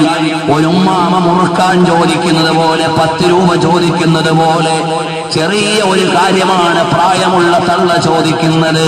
പക്ഷേ നബി സല്ലല്ലാഹു അലൈഹി വസല്ലം തങ്ങൾ അത് നിറവേറ്റിയിട്ട് അടുത്തേക്ക് ചെന്നപ്പോ ഇസ്ലാമിലേക്ക് കടന്നു വരാത്ത സയ്യിദുൽ ഖൈർ അപ്പ ആലോചിക്കുകയാണ്, ഈ നബിയാണോ ഞാൻ തെറ്റിദ്ധരിച്ചത്? അയാളുടെ മനസ്സിൽ കറക്ഷൻ വന്നു കഴിഞ്ഞു. പിന്നെയും അങ്ങ് പോകുമ്പോ സയ്യിദുൽ ഖൈർ വിചാരിച്ചിരിക്കുന്നത് നബി തങ്ങൾ കൊട്ടാരം വെച്ച് ജീവിക്കുകയാണ്, വെപ്പാട്ടികളുണ്ടെന്ന് തെറ്റിദ്ധരിച്ചയാളാണല്ലോ. അയാളുടെ മുമ്പിലൂടെ നബി സല്ലല്ലാഹു അലൈഹി വസല്ലം തങ്ങൾ ഈത്തപ്പന ഓല കൊണ്ട് മേഞ്ഞുണ്ടാക്കിയ കൊച്ചു കുടിലിന്റെ മുമ്പിലേക്ക് ചെന്ന് നിന്നിട്ട് അതിഥിയോട് പറയുന്നു, ഒരു മിനിറ്റ് ഇവിടൊന്ന് നിൽക്കണേ, ഞാൻ അകത്തേക്കൊന്ന് കടന്നിട്ട് ക്ലിയർ ചെയ്യട്ടെ. അറിയുമോ സഹോദരങ്ങളെ, അപ്പോഴേക്ക് അയാളുടെ മനസ്സിൽ മാറിപ്പോയി. നിശബ്ദമായ സൈലന്റ് കറക്ഷൻസ് ആണ് നടക്കുന്നത്. നിശബ്ദമായ തിരുത്തലാണ് നബിതങ്ങൾ നടത്തുന്നത്. അപ്പൊ അയാൾ ആലോചിക്കുക, ഈ നബിയാണോ കൊട്ടാരവും വെപ്പാട്ടികളെയും വെച്ച് ജീവിക്കുന്നതെന്ന് ഞാൻ തെറ്റിദ്ധരിച്ചു പോയത്? നബിതങ്ങൾ അകത്ത് കയറിയിട്ട് സഹധർമ്മിണിയായ ആയിഷ ബീവിയോട് പറഞ്ഞു, മോളെ, 2 അതിഥികളുണ്ട് കേട്ടോ. നബിതങ്ങൾ അകത്ത് നിന്ന് വാതിൽക്കലേക്ക് വന്നിട്ട് പറഞ്ഞു, മർഹബൻ ബിദ്ദുയൂഫിൽ കിറാം, അതിഥികൾക്ക് സ്വാഗതമെന്ന് പറഞ്ഞ് അകത്തേക്ക് കടന്നപ്പോ 2 തടുക്കേ റസൂലുള്ളാഹി സ്വല്ലല്ലാഹു അലൈഹി വസല്ലം തങ്ങളുടെ വീട്ടിലുള്ളൂ. തടുക്ക് എന്ന് പറഞ്ഞാൽ പുതിയ തലമുറയ്ക്ക് മനസ്സിലാവുകയില്ല. കസേരയില്ലാത്ത കാലത്ത് ആളുകൾക്ക് ഇരിക്കാനുള്ള കൊച്ചു പായാണ് തടുക്കെന്ന് പറയുന്നത്. ഈ തപ്പനയോല കൊണ്ട് മെടഞ്ഞുണ്ടാക്കിയ കുഞ്ഞു പായാണ് ആളുകൾക്ക് ഇരിക്കാൻ തിണ്ണയുടെ മേലെ ഇട്ടു കൊടുക്കുന്നത്. ഇപ്പോഴൊക്കെ അതുണ്ടോന്ന് തന്നെ അറിഞ്ഞുകൂടാ. ആ 2 തടുക്കുകൾ എടുത്തിട്ടിട്ട് നബി സല്ലല്ലാഹു അലൈഹി വസല്ലം തങ്ങൾ അതിഥികളെ ഇരുത്തുകയാണ്. ഒന്ന് സയ്യിദുൽ ഖൈർ, രണ്ടാമത്തത് ഉമർ ഇബ്നുൽ ഖത്താബ് റളിയല്ലാഹു അൻഹു. 2 പേരും അതിഥികളാണ്. കാരണം നബി സല്ലല്ലാഹു അലൈഹി വസല്ലം തങ്ങളുടെ ഭാഷ എന്താണ് അറിയുമോ? മൻ കാന യുമിനു ബില്ലാഹി വൽ യൗമിൽ ആഖിർ ഫൽയുക്രിം ദൈഫഹു. ആരെങ്കിലും അല്ലാഹുവിലും അന്ത്യദിനത്തിലും വിശ്വസിക്കുന്നുണ്ടെങ്കിൽ അവനവന്റെ അതിഥിയെ ആദരിക്കണം. അതിഥിയെ ആദരിക്കൽ ഈമാനിന്റെ ഭാഗമാണ്, പരലോകമോക്ഷത്തിന്റെ ഭാഗമാണ്, ഇലാഹി വിശ്വാസത്തിന്റെ ഭാഗമാണ് എന്ന് പഠിപ്പിച്ച നബി സല്ലല്ലാഹു അലൈഹി വസല്ലം തങ്ങൾ 2 പേരെയും ഇരുത്തിയിട്ട് കുശല സംസാരം തുടങ്ങിയപ്പോൾ ഊരിപ്പിടിച്ച വാളുമായി കഴുത്തെടുക്കാൻ കരുതി കൂട്ടിയിറങ്ങിയ സെയ്ദുൽ ഖൈൽ എഴുന്നേറ്റ് നിന്നിട്ട് പറയുന്നു, യാ റസൂലല്ലാഹ്, അശ്ഹദു അല്ലാ ഇലാഹ ഇല്ലല്ലാഹ് വഅശ്ഹദു അന്നക റസൂലുള്ളാഹ്. മുസ്തഫ ജാനെ റഹ്മത്ത് പേ ലാഖോ സലാം, ശഹരിയാരെ ഇറം താജുദാരെ ഹറം നൗബാരെ ശഫാഅത്ത് പേ ലാഖോ സലാം. കാരുണ്യത്തിന്റെ പ്രപഞ്ചമേ, വിട്ടുവീഴ്ചയുടെ വിഹായുസേ, ഔദാര്യത്തിന്റെ ആരാമമേ, മാനവിക ഗുണങ്ങളുടെ മുഴുവനും സമ്മേളനമായ സമീക്ഷയായ തിരുനബിയെ, ലോകത്തുള്ള സർവ്വ സൽഗുണങ്ങളുടെയും സമ്മേളനമായ സയ്യിദുൽ വജൂദി മുഹമ്മദുർ റസൂലുള്ളാഹ് സല്ലല്ലാഹു അലൈഹി വസല്ലം തങ്ങളുടെ സ്നേഹമസൃണമായ സമീപനത്തിന്റെ മാസ്മരികമായ പ്രപഞ്ചത്തിലിരുന്ന് കഠാരയും കൊണ്ട് കഴുത്തെടുക്കാൻ വന്ന കഠിന ശത്രുവത കരുണയുള്ള അനുയായിയായി പരിണമിക്കുന്നു. ഇതാണ് ഇസ്ലാമിന്റെ ഭാഷ. അതുകൊണ്ട് നബി സല്ലല്ലാഹു അലൈഹി വസല്ലം തങ്ങൾ മാലോകര മുഴുവനും മാടി വിളിച്ചത് ഈ സൗഹാർദ്ദത്തിലേക്കാണ്. ലോകത്തെ മുഴുവനും സ്വാഗതം ചെയ്തത് ഈ ഒരുമയിലേക്കാണ്. അല്ലാതെ വംശഹത്യക്കോ വർഗവെറിക്കോ ഒന്നും ഇസ്ലാം പ്രചോദനം നൽകുന്നില്ല. അതുകൊണ്ട് തന്നെയാണ് ലോകത്തൊരു നേതാവിനും കിട്ടാത്ത പ്രേമം നബി സല്ലല്ലാഹു അലൈഹി വസല്ലം തങ്ങൾക്ക് കിട്ടി. ലോകത്തുള്ള എല്ലാ ജനങ്ങളും ഇവിടെ ഇരിക്കുന്ന സദസ്സിലെ കറകളഞ്ഞ വിശ്വാസികളോട് ചോദിക്കുക, നിങ്ങൾക്ക് സ്വന്തം വാപ്പാനോടാണോ സ്നേഹം? അതിനേക്കാൾ വലിയ സ്നേഹം റസൂലുള്ളാഹിനോടുണ്ടോ എന്ന് ചോദിച്ചാൽ എഴുന്നേറ്റ് നിന്ന് 10,000 കുതിരശക്തിയോടെ ഞങ്ങളുടെ സ്വന്തം വാപ്പാനെക്കാളും ഞങ്ങൾക്കിഷ്ടം ലോകത്തിന്റെ നേതാവ് മുഹമ്മദ് മുസ്തഫ സല്ലല്ലാഹു അലൈഹി വസല്ലം തങ്ങളോടാണെന്ന് ആത്മാർത്ഥമായി പറയാൻ ആളുകളുള്ള സദസ്സാണ്. ഒരു പ്രാവശ്യം പോലും കണ്ടിട്ടില്ല, ഒരു വാക്കുപോലും നേരിട്ട് കേട്ടിട്ടില്ല. അങ്ങനെയുള്ള ഒരു നേതാവ് ആധുനാധുനികതയുടെയും ആത്മാവുകളിലെ നിറസാന്നിധ്യമായി മാറുക, ഇതല്ലയോ പ്രതിഭാസം, ഇതല്ലയോ വിസ്മയം, ഇതല്ലയോ ആശ്ചര്യം? അവിടെയാണ് നബി സല്ലല്ലാഹു അലൈഹി വസല്ലം തങ്ങൾ അവിടുന്ന് കൃത്യമായി കോർത്തിണക്കിയത് സ്നേഹത്തിന്റെ തന്ത്രികളെയാണ്, അനുരാഗത്തിന്റെ അലമാലകളെയാണ്. അതുകൊണ്ട് പ്രിയപ്പെട്ട വിശ്വാസികളെ, ഞാനും നിങ്ങളും കേവലമായ താൽക്കാലിക ഭൗതിക ജീവിതത്തിന്റെ ഭ്രമങ്ങളിലേക്ക് അതിലയിക്കാതെ ആത്മീയമായ ജീവിതത്തിന്റെ തലത്തിലേക്കാണ് പോകേണ്ടത്. ഒരൊറ്റ കാര്യം കൂടി പറഞ്ഞ് ഞാൻ എന്റെ പ്രഭാഷണം അവസാനിപ്പിക്കുന്നു.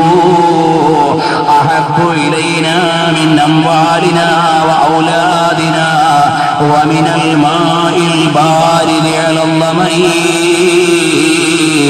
എല്ലാവരെക്കാളും ഇഷ്ടപ്പെടേണ്ട നേതാവാണ് ഖുദാ കി റസാ ചാഹത്തെ ദോ ആലം, ഖുദാ ചാഹതാ ഹേ റസായെ മുഹമ്മദ് സല്ലല്ലാഹു അലൈഹി വസല്ലമ.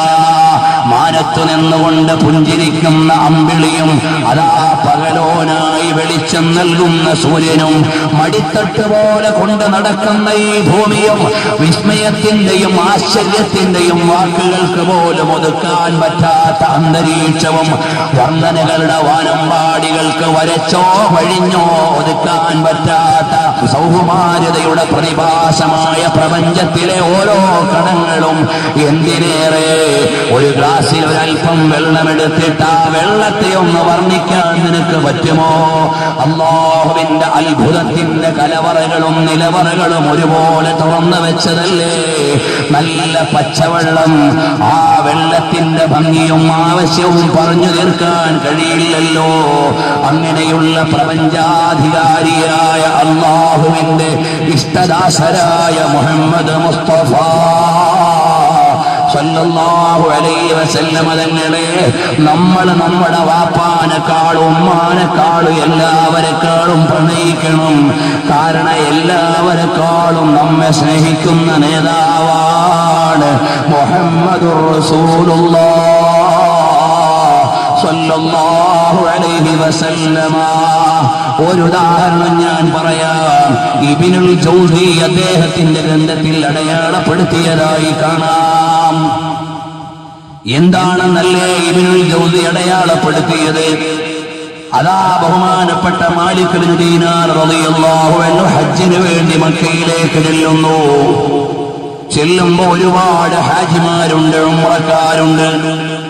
ഒരുപാട് ആളുകൾ കഅബാലയത്തിന്റെ മണിമുറ്റത്ത് ആരാധനാദിമഗ്നരായി നിൽക്കുന്നുണ്ട്.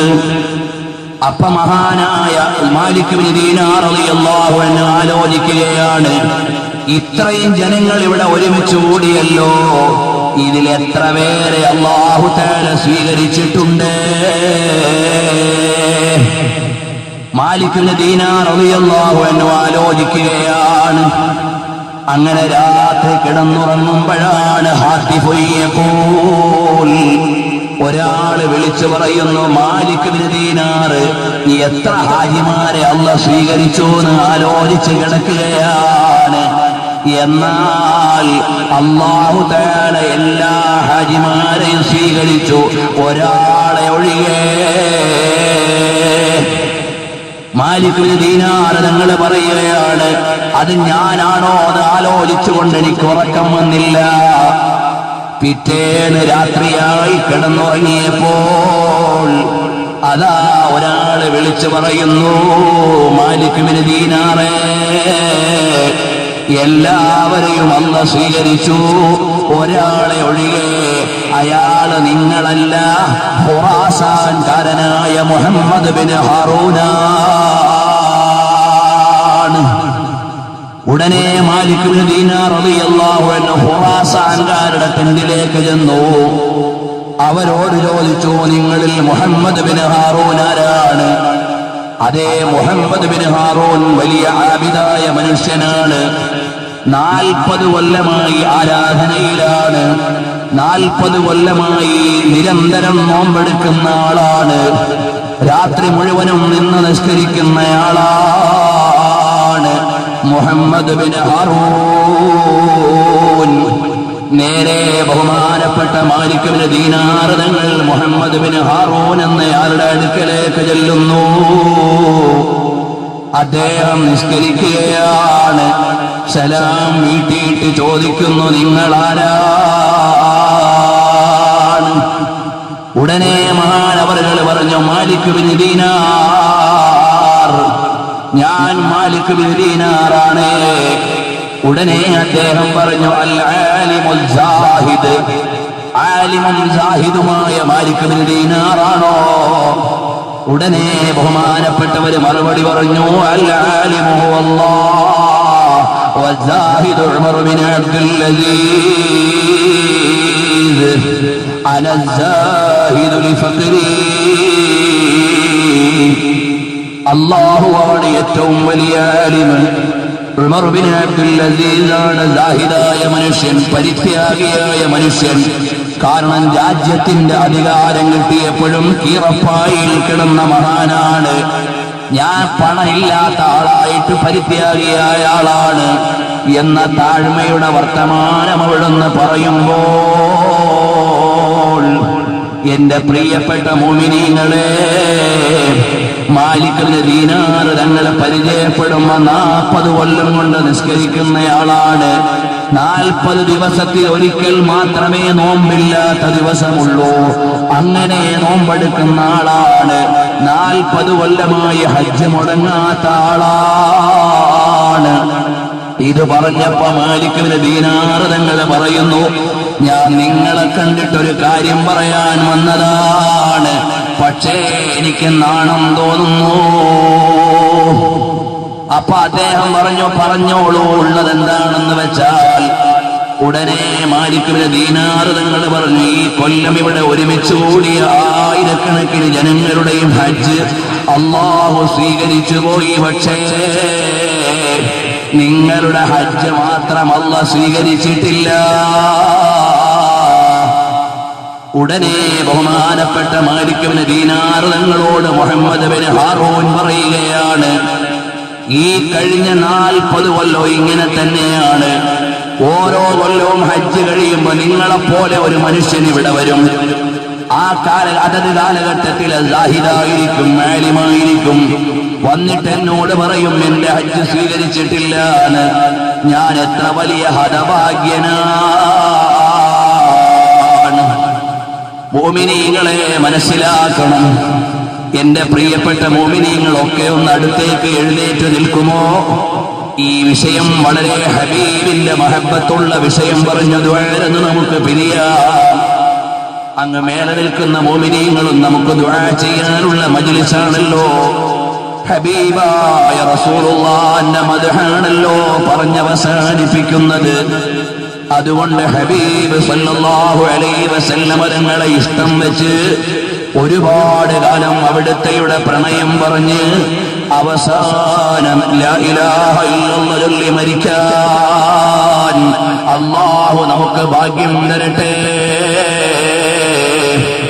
മുഅ്മിനീങ്ങളെ, മാലിക് ഇബ്നു ദീനാർ റളിയല്ലാഹു അൻഹു അവിടുന്ന് പറയുന്നു, നിങ്ങളുടെ ഹജ്ജ് അല്ലാഹ് സ്വീകരിച്ചിട്ടില്ല. അപ്പോഴാണ് ബഹുമാനപ്പെട്ടവരോട് പറയുന്നു, 40 കൊല്ലം ഇങ്ങനെ തന്നെയാണ്.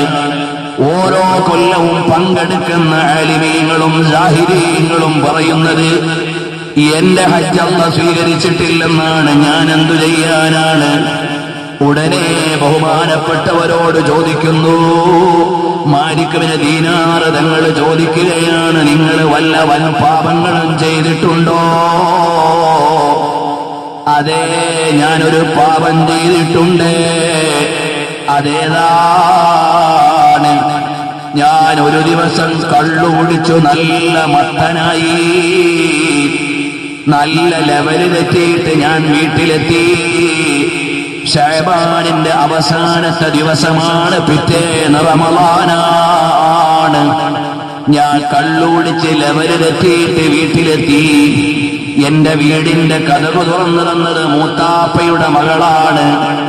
അത് കഴിഞ്ഞിട്ട് ഞാനങ്ങ് അകത്തേക്ക് കടന്നപ്പോ എന്റെ ഉമ്മ പറഞ്ഞു, എടാ, എല്ലാ ജനങ്ങൾക്കും നാളെ രാവിലെ റമളാനാണ്, നീ സക്രാനാണോ? നാളെ റമളാന്റെ നോമ്പ് തുടങ്ങാൻ പോവുകയാണ്, നീ കള്ളുകുടിച്ച് ലെവല് തെറ്റിയിട്ടാണോ റമളാനിന്റെ പ്രഭാതത്തെ സ്വീകരിക്കാൻ പോകുന്നത്? അത് പറഞ്ഞപ്പോ ദേഷ്യം പിടിച്ച ഞാൻ എന്റെ ഉമ്മാനെ പിടിച്ച ഒറ്റ തള്ളുകൊടുത്തു. എന്റെ ഉമ്മ അടുപ്പിലെ തീയിലേക്ക് പോയി വീണു. ഇബ്നുൽ ജൗസി ആരാണ്? ഹിജറ 589 വഫാത്തായ ആളാണ്. ചരിത്രങ്ങൾ ഒരുപാട് എഴുതി വെച്ച ഗ്രന്ഥം അദ്ദേഹത്തിന്റെ പക്കലുണ്ട്.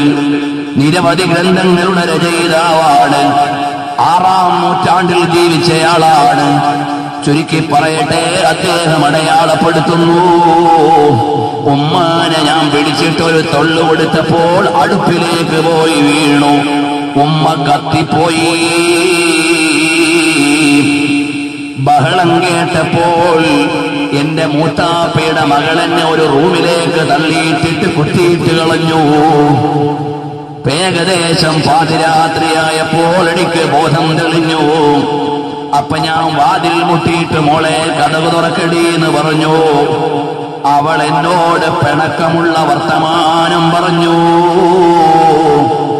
ഞാൻ ചോദിച്ചു, മാഹാദിൽ ജഫാ, മാഹാദൽ ജഫാ വമാഹാദിൽ ജഫ്വാ, എന്താടി ഇതുവരെ എന്നോട് ഇങ്ങനെ നീ സംസാരിച്ചിട്ടില്ലല്ലോ, എന്തേ നീ ഇപ്പൊ ഇങ്ങനെ കയർത്തു സംസാരിക്കുന്നത്?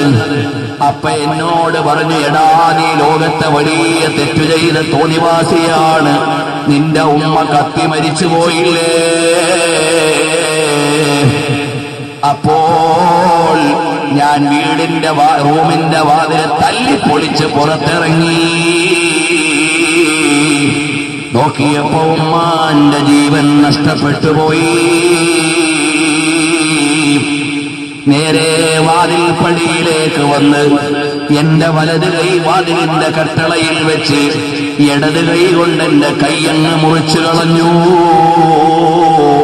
കാരണം ഉമ്മാനെ ആക്രമിച്ച കൈയല്ലേ എന്നുള്ള നിലക്ക് ഞാനതങ്ങ് മുറിച്ചു.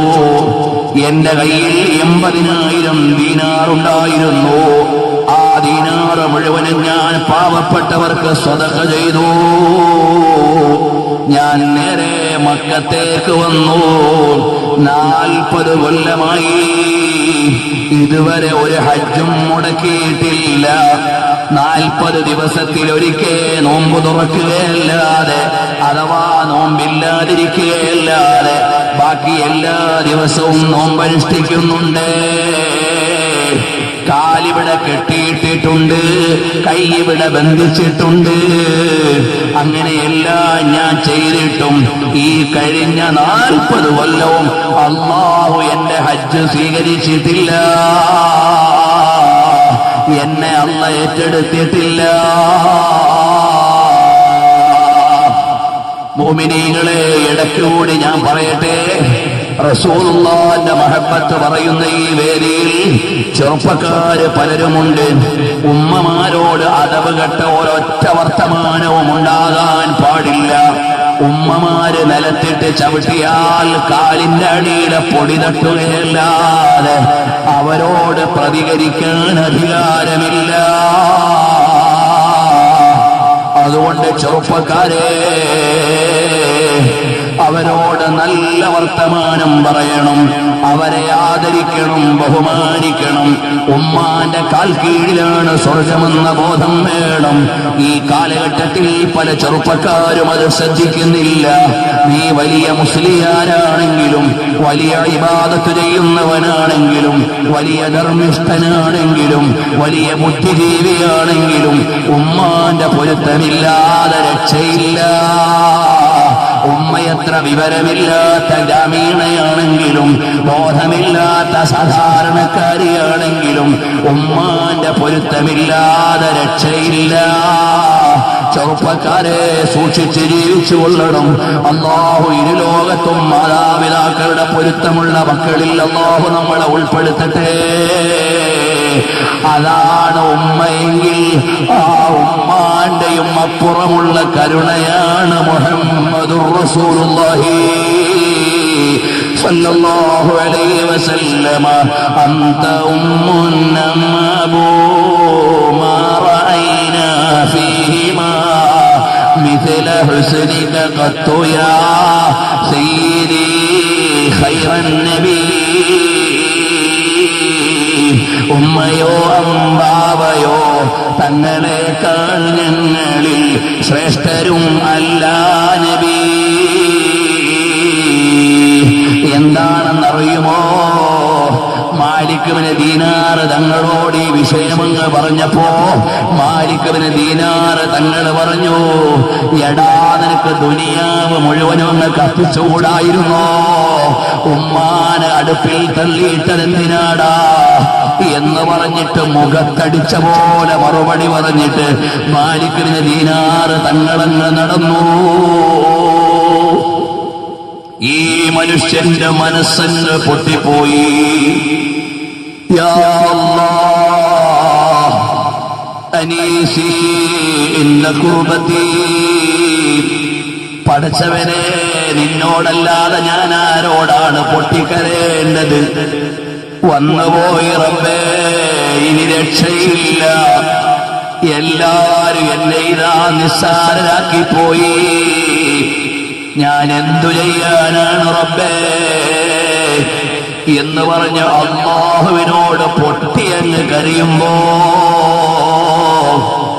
മാലിക് ഇബ്നു ദീനാർ തങ്ങൾ പോയി കിടന്നുറങ്ങുമ്പോൾ അതാ വരുന്നു സാഹിബു തർഫിൽ കഹീൽ വൽ ഖദ്ദിൽ ലസീൽ